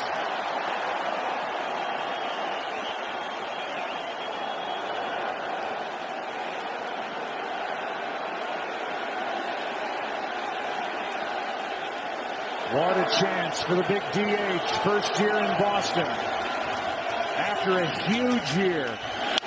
Flies one into right. This one will drop. Red Sox are on top. 2-run score. It's 4-2.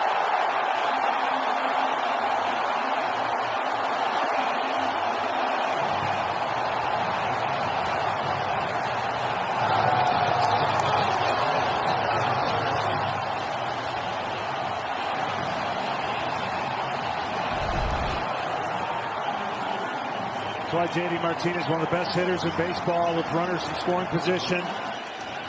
He doesn't always try to do it one way. He inside outs it, gets the hit, easily scores 2 runs with the speed on the bases. And this place is going crazy. It's been a 3-run 5th and a chance for more. 2 key walks mixed in.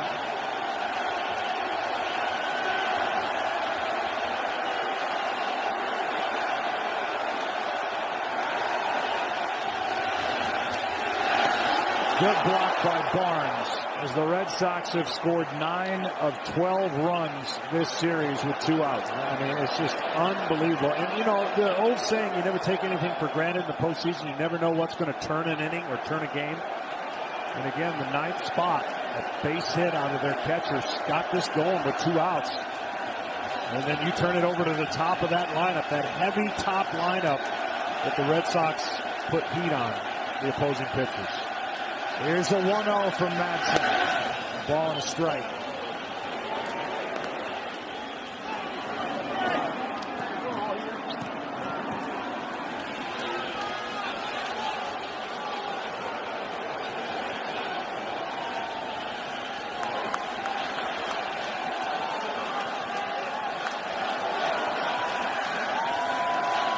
Bogaerts with a double and a run scored in the 2nd, struck out in the 4th.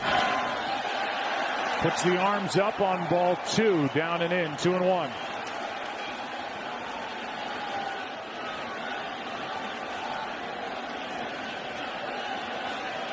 A walk to Benintendi ended the game for Ryu. A walk to Pierce with the bases loaded started the effort here in the 5th by Madsen. Then a hit by Martinez. Now a strike to Bogaerts, 2-2.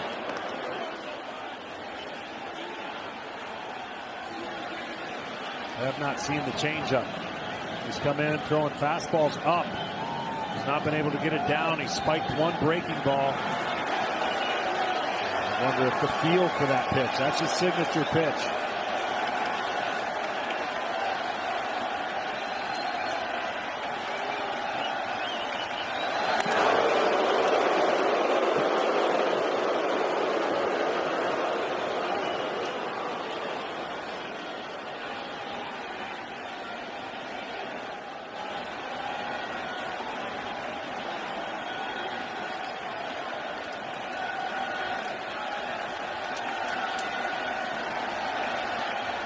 The 2-2 struck him out. And there was the changeup from Madsen. But a 3-run 5th from Ryu to Madsen. A walk, a hit by Martinez. And because of this 3-run 5th in Game 2, the Red Sox lead 4-2. Time video. Wish I knew somebody that was doing that game. Well, you do.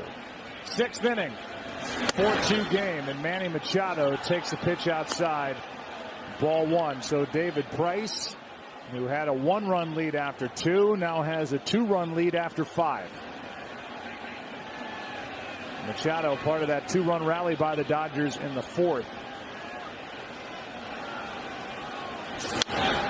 Gets under it, skies it out behind short. Bogaerts is called off by Benintendi. And there's one out in the 6th. Tonight's telecast is sponsored by Fantastic Beasts, The Crimes of Grindelwald, in theaters November 16th. And by Gatorade Thirst Quencher, the proven sports fuel. Beautiful night, crisp evening in Boston, Massachusetts. We're in the 6th inning of Game 2. The Red Sox on top. Price now trying to get through 6. On the ropes in the 4th inning. There is help behind Price if he needs it with action in his bullpen. Here's a bunt by Taylor. Devers. 2 out.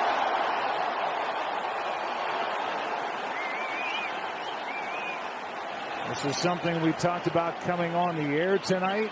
The Boston Red Sox have done with 2 out. All 4 of their runs have scored with 2 out in the series 9 of 12. And well over half of their runs this postseason have scored with 2 down. Yeah, they've been amazing. And, you know, throughout the playoffs, we talk about how hard that is for the opposing team when they give up 2 runs. But the 3 runs or more in an inning has delivered teams to a record of 18-2. So when you get a crooked number, when you get a big inning, doesn't matter which team, they usually go on to win in the postseason. Here's Kemp, strike 1. The postseason troubles for David Price, who obviously has all-world talent. Traveled with him to Detroit, to Toronto. Came to the Red Sox in 2016, was 0-1 that year in the postseason after winning 17 games in the regular year. Spent 2 on Kemp. Last year, spent some time on the DL, was 6-3, got into 2 games. But it took until Game 5 of this recent ALCS for him to get his first win as a starter in the postseason. And he's trying to back it up here with this strong Game 2 start in the World Series. Yeah, he's been really good. Kemp takes the ball. You know, early in some of those games, and it's going to always, as a player, you're never going to talk about it because it sounds like an excuse. The craziest of innings were happening to him early that compounded then answering questions, why is this happening? And then, of course, losses happen. And the Yankees in his division that numbers have not worked out in his favor. So Game 5 had to feel real good for him in Houston. 2-2.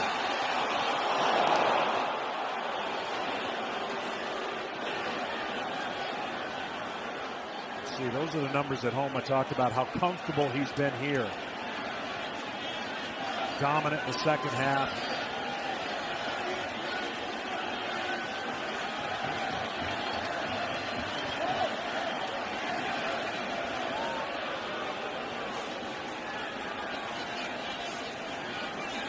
Kemp homered last night, hit a sac fly to center tonight. He tied the game back in the fourth with the bases loaded, nobody out.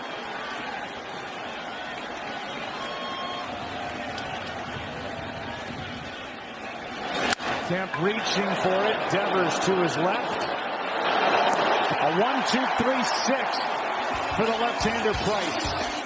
And an 8-pitch inning for the 33-year-old. 4-2 Boston into the bottom of the sixth at Fenway. The 2018 World Series, the 114th World Series. Red Sox leading 1-0, leading Game 2 4-2. Julio Urias, the left-hander, who turned 22 in August, taking on the third baseman, Rafael Devers, who turned 22 today. The numbers for Urias this postseason: 1-0 record, 2 earned runs in 4 1/3. And only 3 games, 4 innings in the regular season, as that's fouled back and out of play. Strike 2. Devers struck out twice against Ryu, who was the pitcher of record for the Dodgers, who's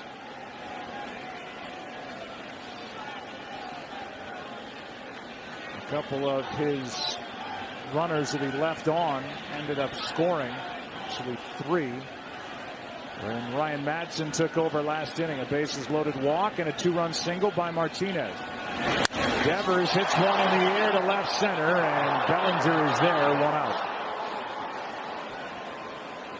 Earlier tonight, Chevrolet awarded Chevy Youth Baseball coach Mike Van Cleve the keys to a brand new Traverse in honor of his 50 years of dedication to youth baseball.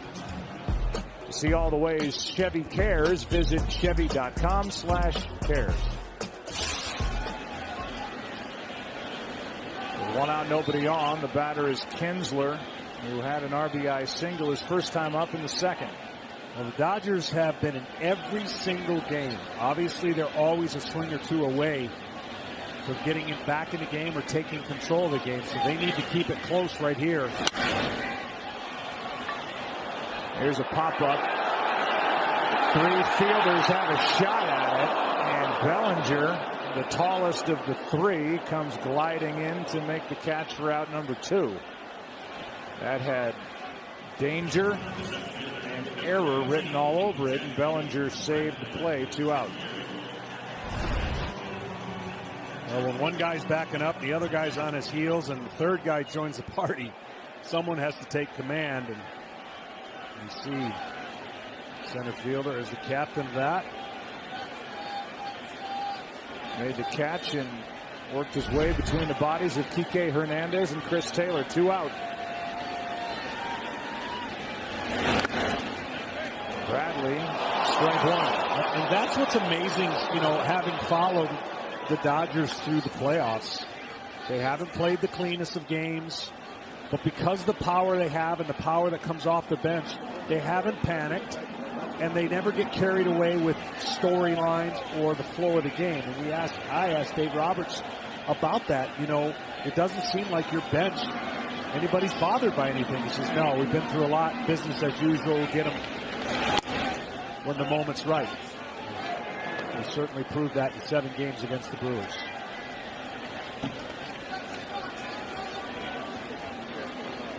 We're 10 games under 500, 8 games out in mid-May. And went from that point forward, had the best record in the National League overall.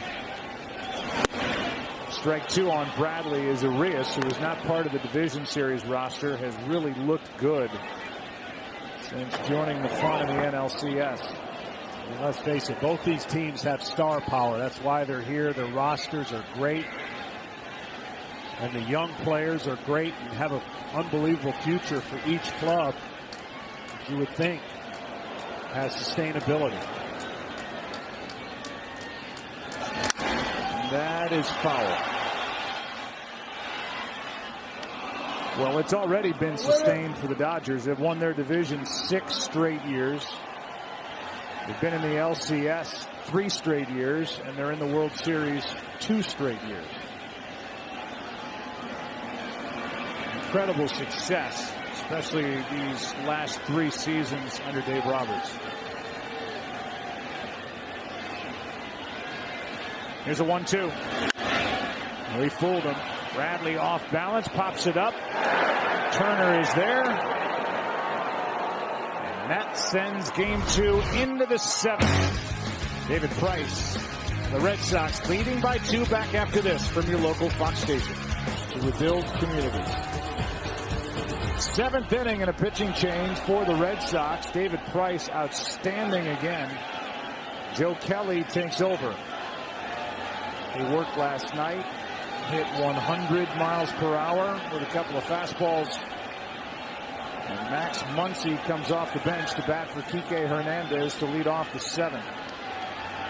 Can't simulate 100 miles an hour sitting on the bench, going in the cage, getting loose, but that's what he's going to face. 98 to 100.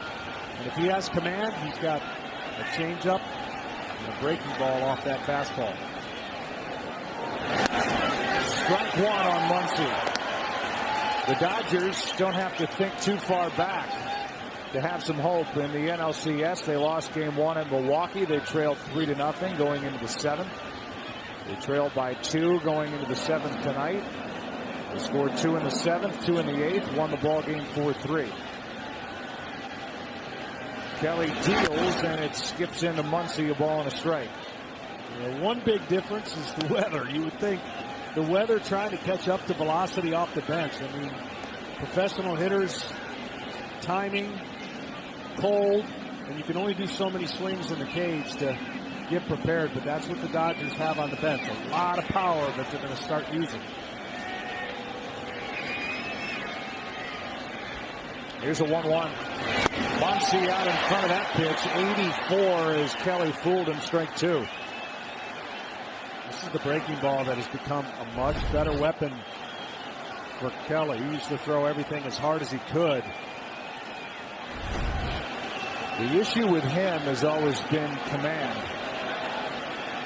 He can get wild every once in a while. When he is around the plate, he is tough to hit. 1-2 pitch. Struck him out.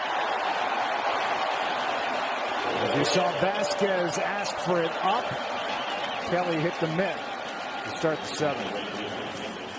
Well, only 2 pitchers have had 2 consecutive starts in which they went 6 or more innings and allowed 2 or fewer runs overall this postseason. Nathan Eovaldi and now David Price, who went 6, allowed 2 runs, 3 hits, walked 3, struck out 5, and was outstanding. Yeah, he really was. And got into one trouble, and Dodgers made him work hard for that.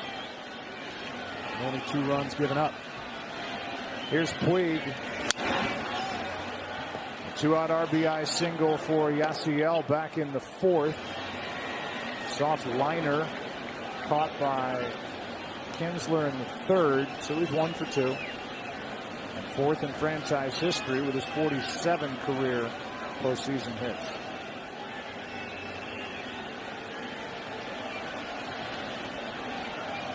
Kelly ready with another. Left side, Devers. 2 out.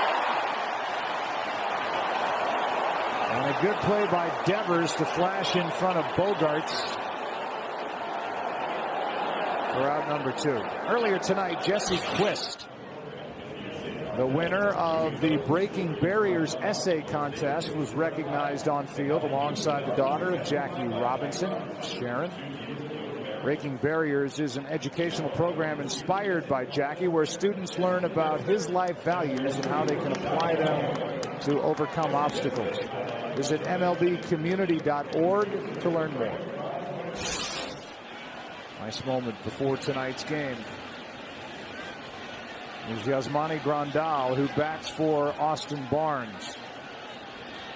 2 out, nobody on. Shift on the infield, and Grandal takes a strike.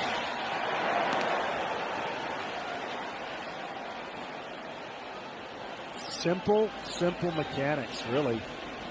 Looks like he's barely throwing the baseball. He's got a gift. Live arm. Not a big guy, but a lot of power. Joe Kelly. Breaking ball in for strike 2. And Kelly is locked in.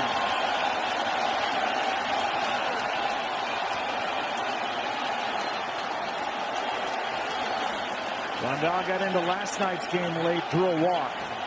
Set up here at 0-2 and takes ball 1.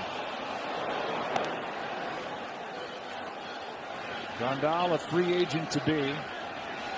Did hit 24 home runs during the regular season, drove home 68. It's been a struggle in the postseason, offensively and defensively. 1-2 pitch.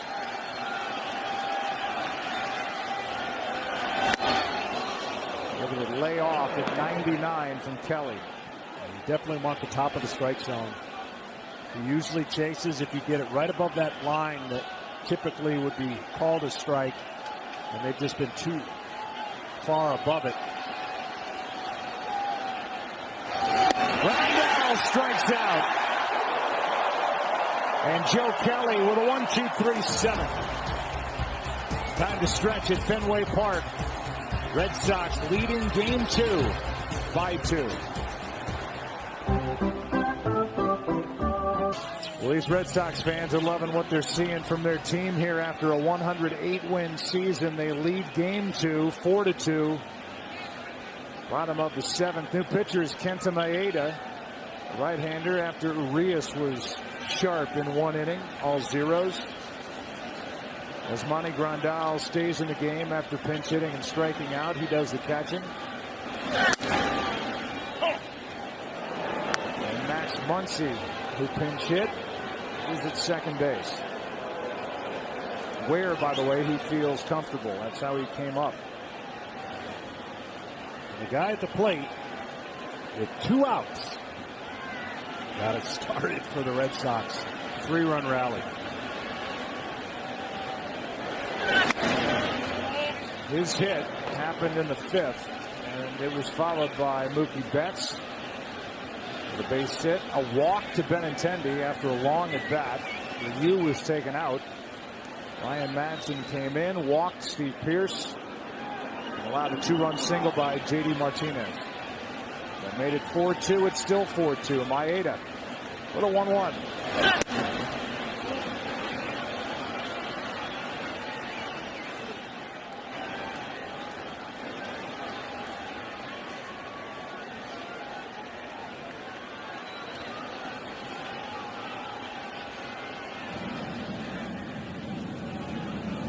Nathan Eovaldi is getting loose. Boy, Alex Cora is not scared to use that bullpen and use the starter Eovaldi out of the pen. There's a strike, 2-2.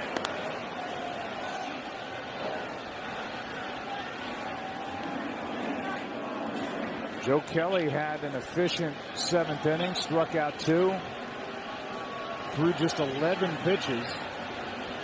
With the top of the order coming up, looks like Cora will go to Eovaldi. Here's a 2-2. That's why this inning is so important. Similar situation in the game yesterday, a 1-run game. And the Red Sox broke it open with that 2-out, 3-run homer. Changes a lot in how and who you use.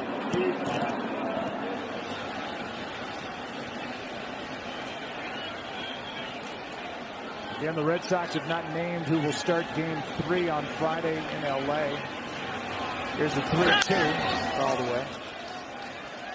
But it would stand to reason if Eovaldi pitched last night and is getting ready to come in tonight, it means Porcello and then Eovaldi in game 4. Yeah.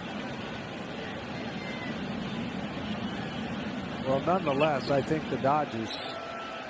I know 3 players can't wait to see a right-handed starter. That'll be in the lineup. Muncy, Peterson, Bellinger. Yep.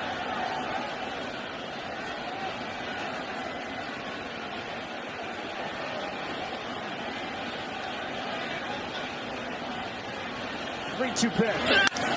Right side. Nice play by Muncy to his left. 1 down. Let's go down to Ken Rosenthal. Joe, Mookie Betts is the favorite of a lot of Red Sox fans and the favorite of a very special fan, one Mary Letowski, 102 years young.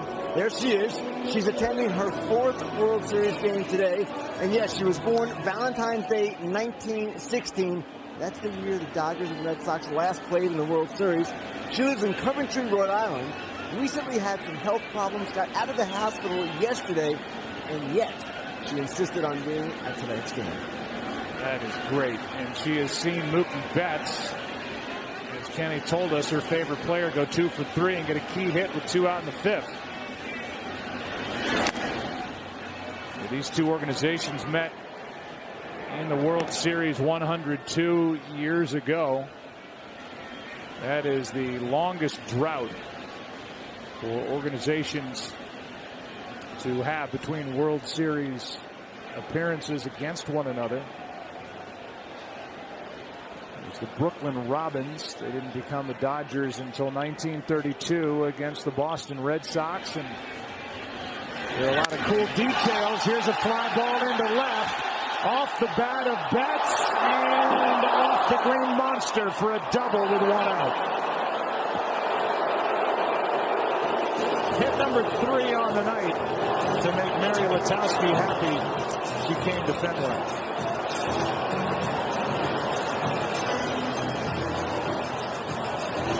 Well, he's amazing and more than likely going to win the MVP. 2 candidates on this team, of course, J.D. Martinez and himself. That one backed up. Slider backs up.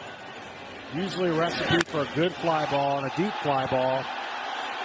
And this time the Monster kicked it back.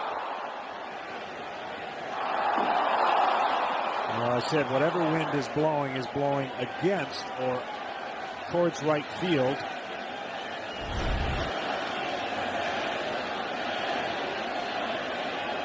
We'll bring in Benintendi. Just maybe kept that ball from carrying out. Benintendi 0 for 2 with a walk and a run scored. Takes a strike. Some of the details of that 1916 matchup in the World Series. Casey Stengel, the 26-year-old right fielder for the Robins, hit .364 for Brooklyn. And Babe Ruth pitched a 14-inning complete game in Game 2. A 2-1 win, including the last 13 innings scoreless. Blocked by Grandal. A good play by Yasmani, and the count evens 1 ball, 1 strike. Red Sox won that series 4-1, and they played their home games in that World Series at nearby Braves Field. Not here at Fenway Park. It was in its 5th year. With a 35,000 seating capacity compared to 40,000 at Braves Field. They wanted more fans to get in to see it. Maeda's going to have to pay attention to Betts. Turner's way off the bag. He'll have to get to the bag if Betts seizes the moment to try and steal third and put even more pressure on the Dodgers.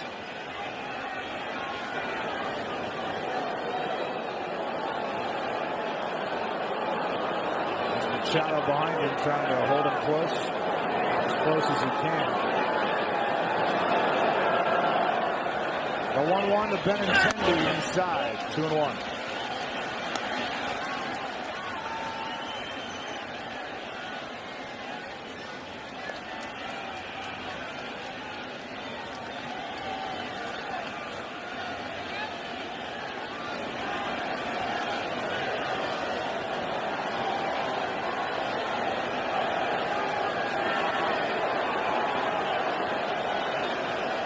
Big jump, but Betts stays put. And the count 2-2. He had it, man. He was just got caught a little bit at the end. But he had almost timed the rhythm of Maeda. Watch how close this was. He got off to a spot, and you could tell one more inch, and he might have been taken off. Stole 30 during the regular season, has won this postseason, and that came last night in the first inning of game 1. And Maeda's going to kick the mud out of his spikes.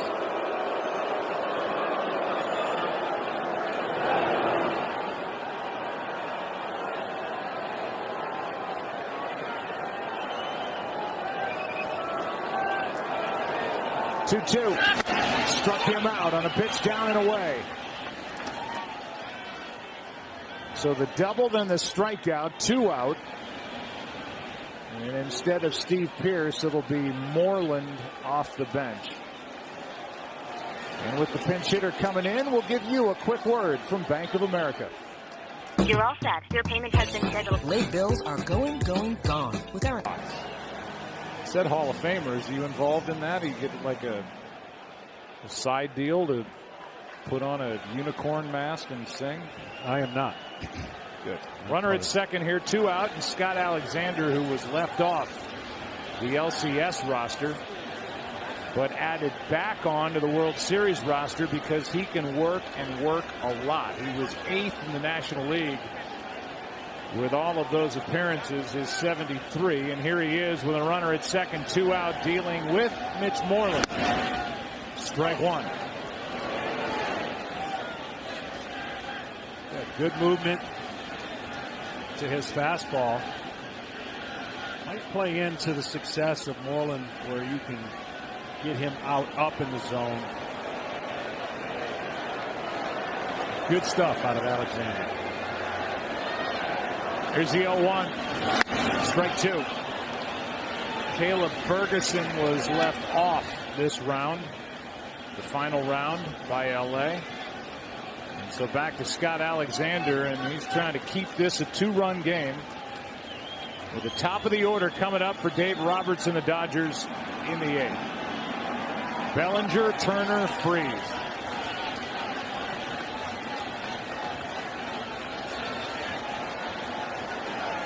Alexander on 0-2. Just missed the outside corner, ball 1.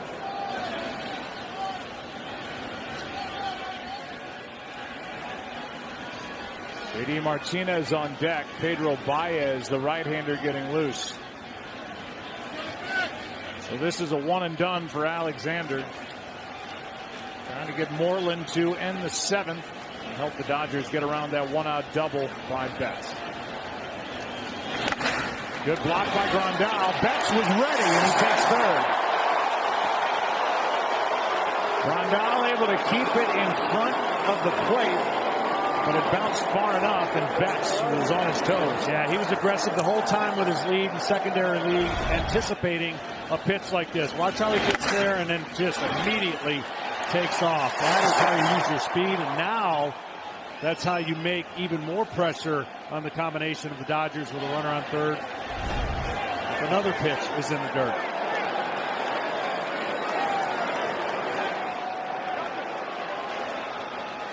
Two. Struck him out. Good work by Alexander. Keeps it a 2-run game. Drama coming in the 8th. Top of the order will bat for the Dodgers, down by 2. Well, here in the 8th inning, Nathan Eovaldi takes over. 10 Dodgers have been retired in a row. Cody Bellinger will have his first at bat. Eovaldi can bring it. Upper 90s, can touch triple digits. This postseason, he's been great, as you see the numbers. Started the season in Tampa, and he deals a strike to Cody Bellinger. Both he and Kelly have utilized a lot of first pitch off speed before they go to that gasoline that they have with fastballs. That is hard hit and foul, just foul. And a bad break for the Dodgers as Bellinger hit it hard, strike 2. Well, when the Red Sox got Eovaldi, he had a couple good games with him, but one thing they tried to get him to do was elevate the ball and get it out of the same area, because the velocity and everything being in the same area does not have the same impact once he was able to get away from balls right down the middle. So changing location, cutter, changeup, curveball. Machado due up fourth in this eighth. That's outside. Eovaldi spent last year rehabbing from Tommy John surgery. He's worked his way back, and the velocity has been climbing higher and higher. He is signed through this season. Big pickup by Boston. Bellinger trying to battle. That's 99 from the right-hander. It's still 1-2. The battle back he has. He was always blessed with that velocity, and he has a different release point than most pitchers in the sense that he gets behind the ball at times and not on top of the ball, so it flattens. But they've made that correction, and you can see the success he's had now with the Red Sox. Struck him out. Bellinger down to start the eighth.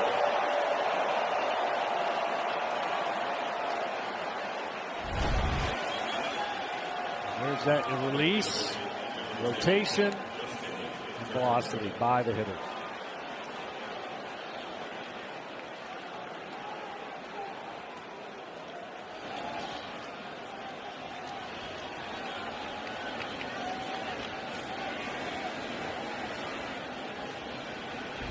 This would likely cement Porcello as the Game 3 starter. Here's Turner with Jock Peterson in the on-deck circle. Takes a strike.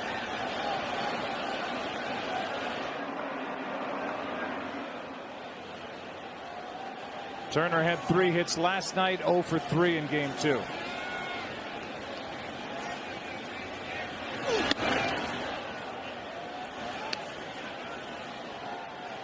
Well, I'm intrigued. I mean, if everything goes right, this is all going to work for the Red Sox, but I'm intrigued to see how he gets ready, if he is the Game 4 starter after 2 back-to-back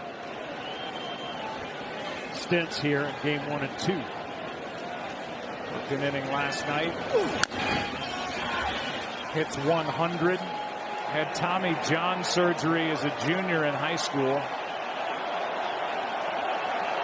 He just had a Tommy John surgery again as a big leaguer, and he's never thrown this hard.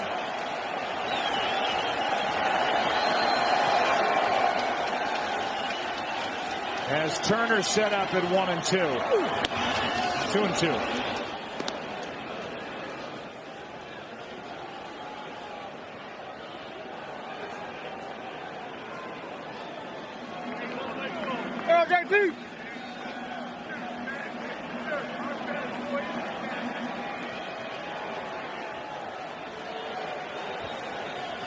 Bellinger struck out. Turner reaches for it. Checks on Bogarts. The play, 2 out.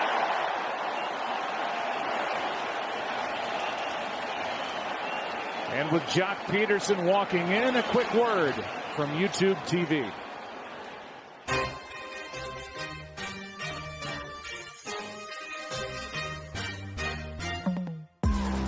YouTube TV. Watch like a fan. Second straight night, Dave Roberts, manager of the Dodgers, has emptied his bench. That's kind of the way they do it with LA. They have so many moving parts. They all fit together so well. And Jock Peterson, who is 7 for 29 in this postseason, steps in.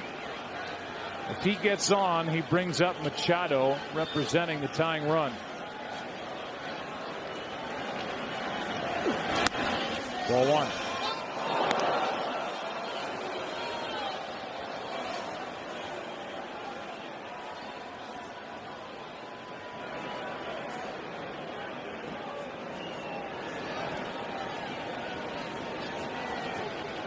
Peterson 2 groundouts last night after getting into the game in the 7th. Ball and a strike. Kimbrel getting loose just in case. The Dodgers have their own 2-out rally. with nobody on. So the average velocity the last 3 innings for the Red Sox is going to be pretty impressive. Yeah, you go from Kelly to Eovaldi to Kimbrel. Fly ball into left. Easy for Benintendi. And the Red Sox bullpen outstanding tonight. 13 pitches for Eovaldi. 13 Dodgers retired in a row. Bottom of the 8th inning. Red Sox batting up 2. Every time you tweet and retweet with hashtag HR4HR, T-Mobile will give another $2. Keep tweeting and T-Mobile will keep donating. Pedro Baez greeted by that from J.D. Martinez and center and a sliding catch by Cody Bellinger. And the Dodgers flash some leather of their own. 1 pitch, 1 out in the 8th. What a play. That was a great play. That ball was going away from Cody Bellinger. Just when he thought he had a beat on it, he had to take another turn. Watch this ball kind of hook away from him. Great closing speed by the fastest guy on their team, Cody Bellinger.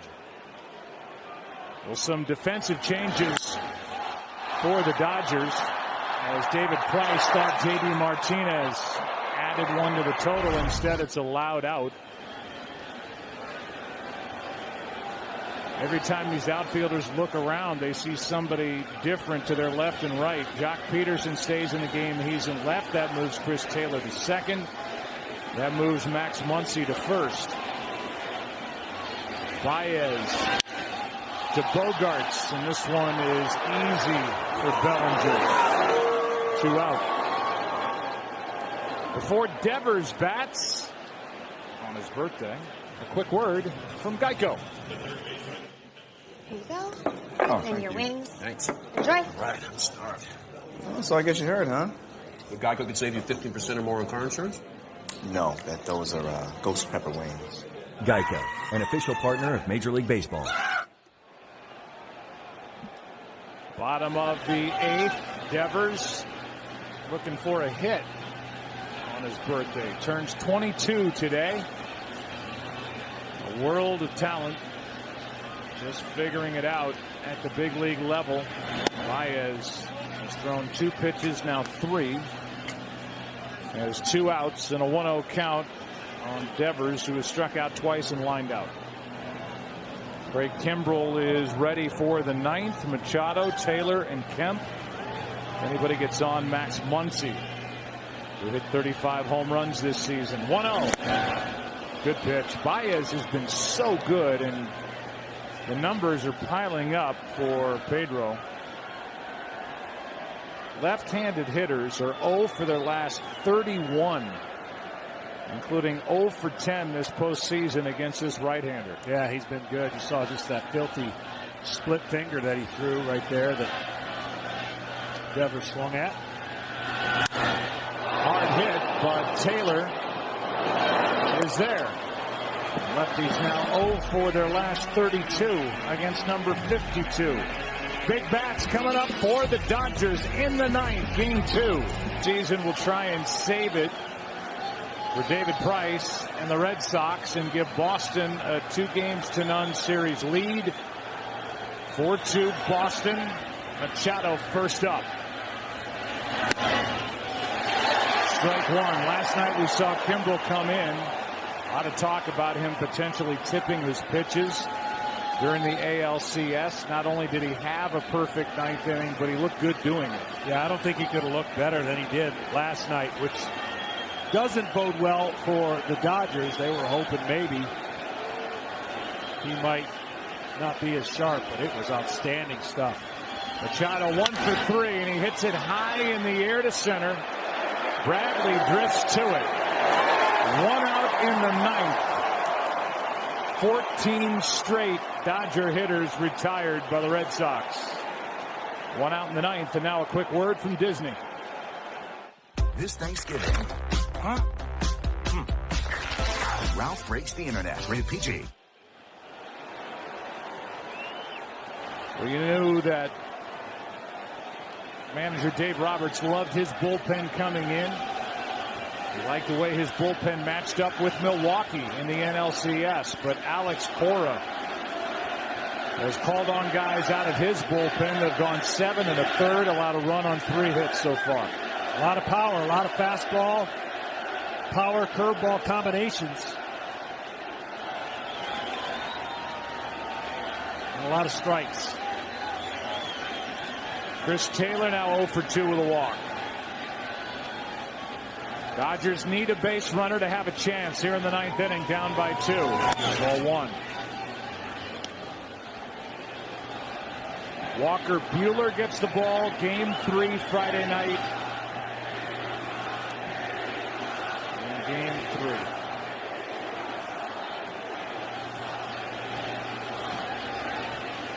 It appears Rick Porcello will get it for the Red Sox, but that's not in stone. Cora likes to keep you guessing. 1 ball, 1 strike. Well, there's nothing to guess about Kimbrel. It's 2 pitches. One of the filthiest curveballs you're going to see from that angle, and then, of course, velocity from a unique angle. He's been good for a long time. And he has that unique peek in for the sign from his catcher. The 1-1. Check swing, he went. Strike 2.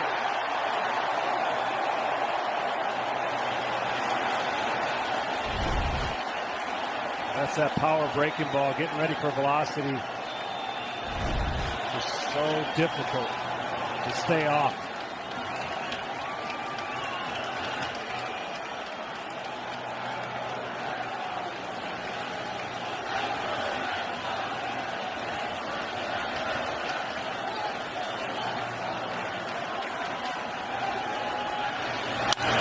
Chopped to second. Kinsler 2 out. If the Dodgers don't rally with 2 outs, they have plenty of firepower to get back in this series. The Red Sox did everything they had to do in game 1 and game 2 thus far to put themselves in a nice spot, but Dodgers will try to flip the script when we get to Southern California. If the Red Sox win tonight, they will go 14-2 in World Series games between 04, 07, 2013, and this year. 8-1 here at Fenway. 2 out, 10th ball 1.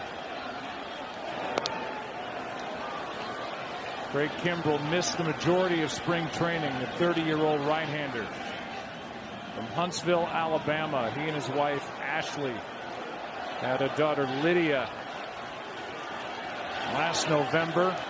He's been dealing with congenital heart disease, has had a number of surgeries. Kimbrels have been through a lot, and Craig called his wife, Ashley, the #1 mom of the year. So real life. And all of those unknowns swirling around the Kimbrels, and even though he missed the majority of spring training, he had a 42-save season. And he looks locked in again here in October. The 1-1 to Kemp. Should end it. Bogaerts gathers it in. Red Sox up 2 games to nothing. 4-2 win in game 2.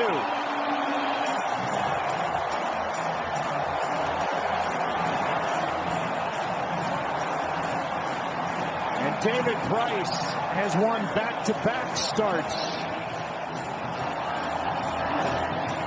Game 5 of the ALCS, game 2 of the World Series. you get to this point, if you get a couple hot guys in each department, 2 hot guys in your lineup, 2 hot starters, and 2 hot relievers, it's a pretty good formula at the right time of the year. And Boston just executed better. Dodgers are going to look to do that. And like you said, flip the script in LA where it'll be loud and very warm. 16 straight Dodgers retired to end the night, and the only hits for LA came in that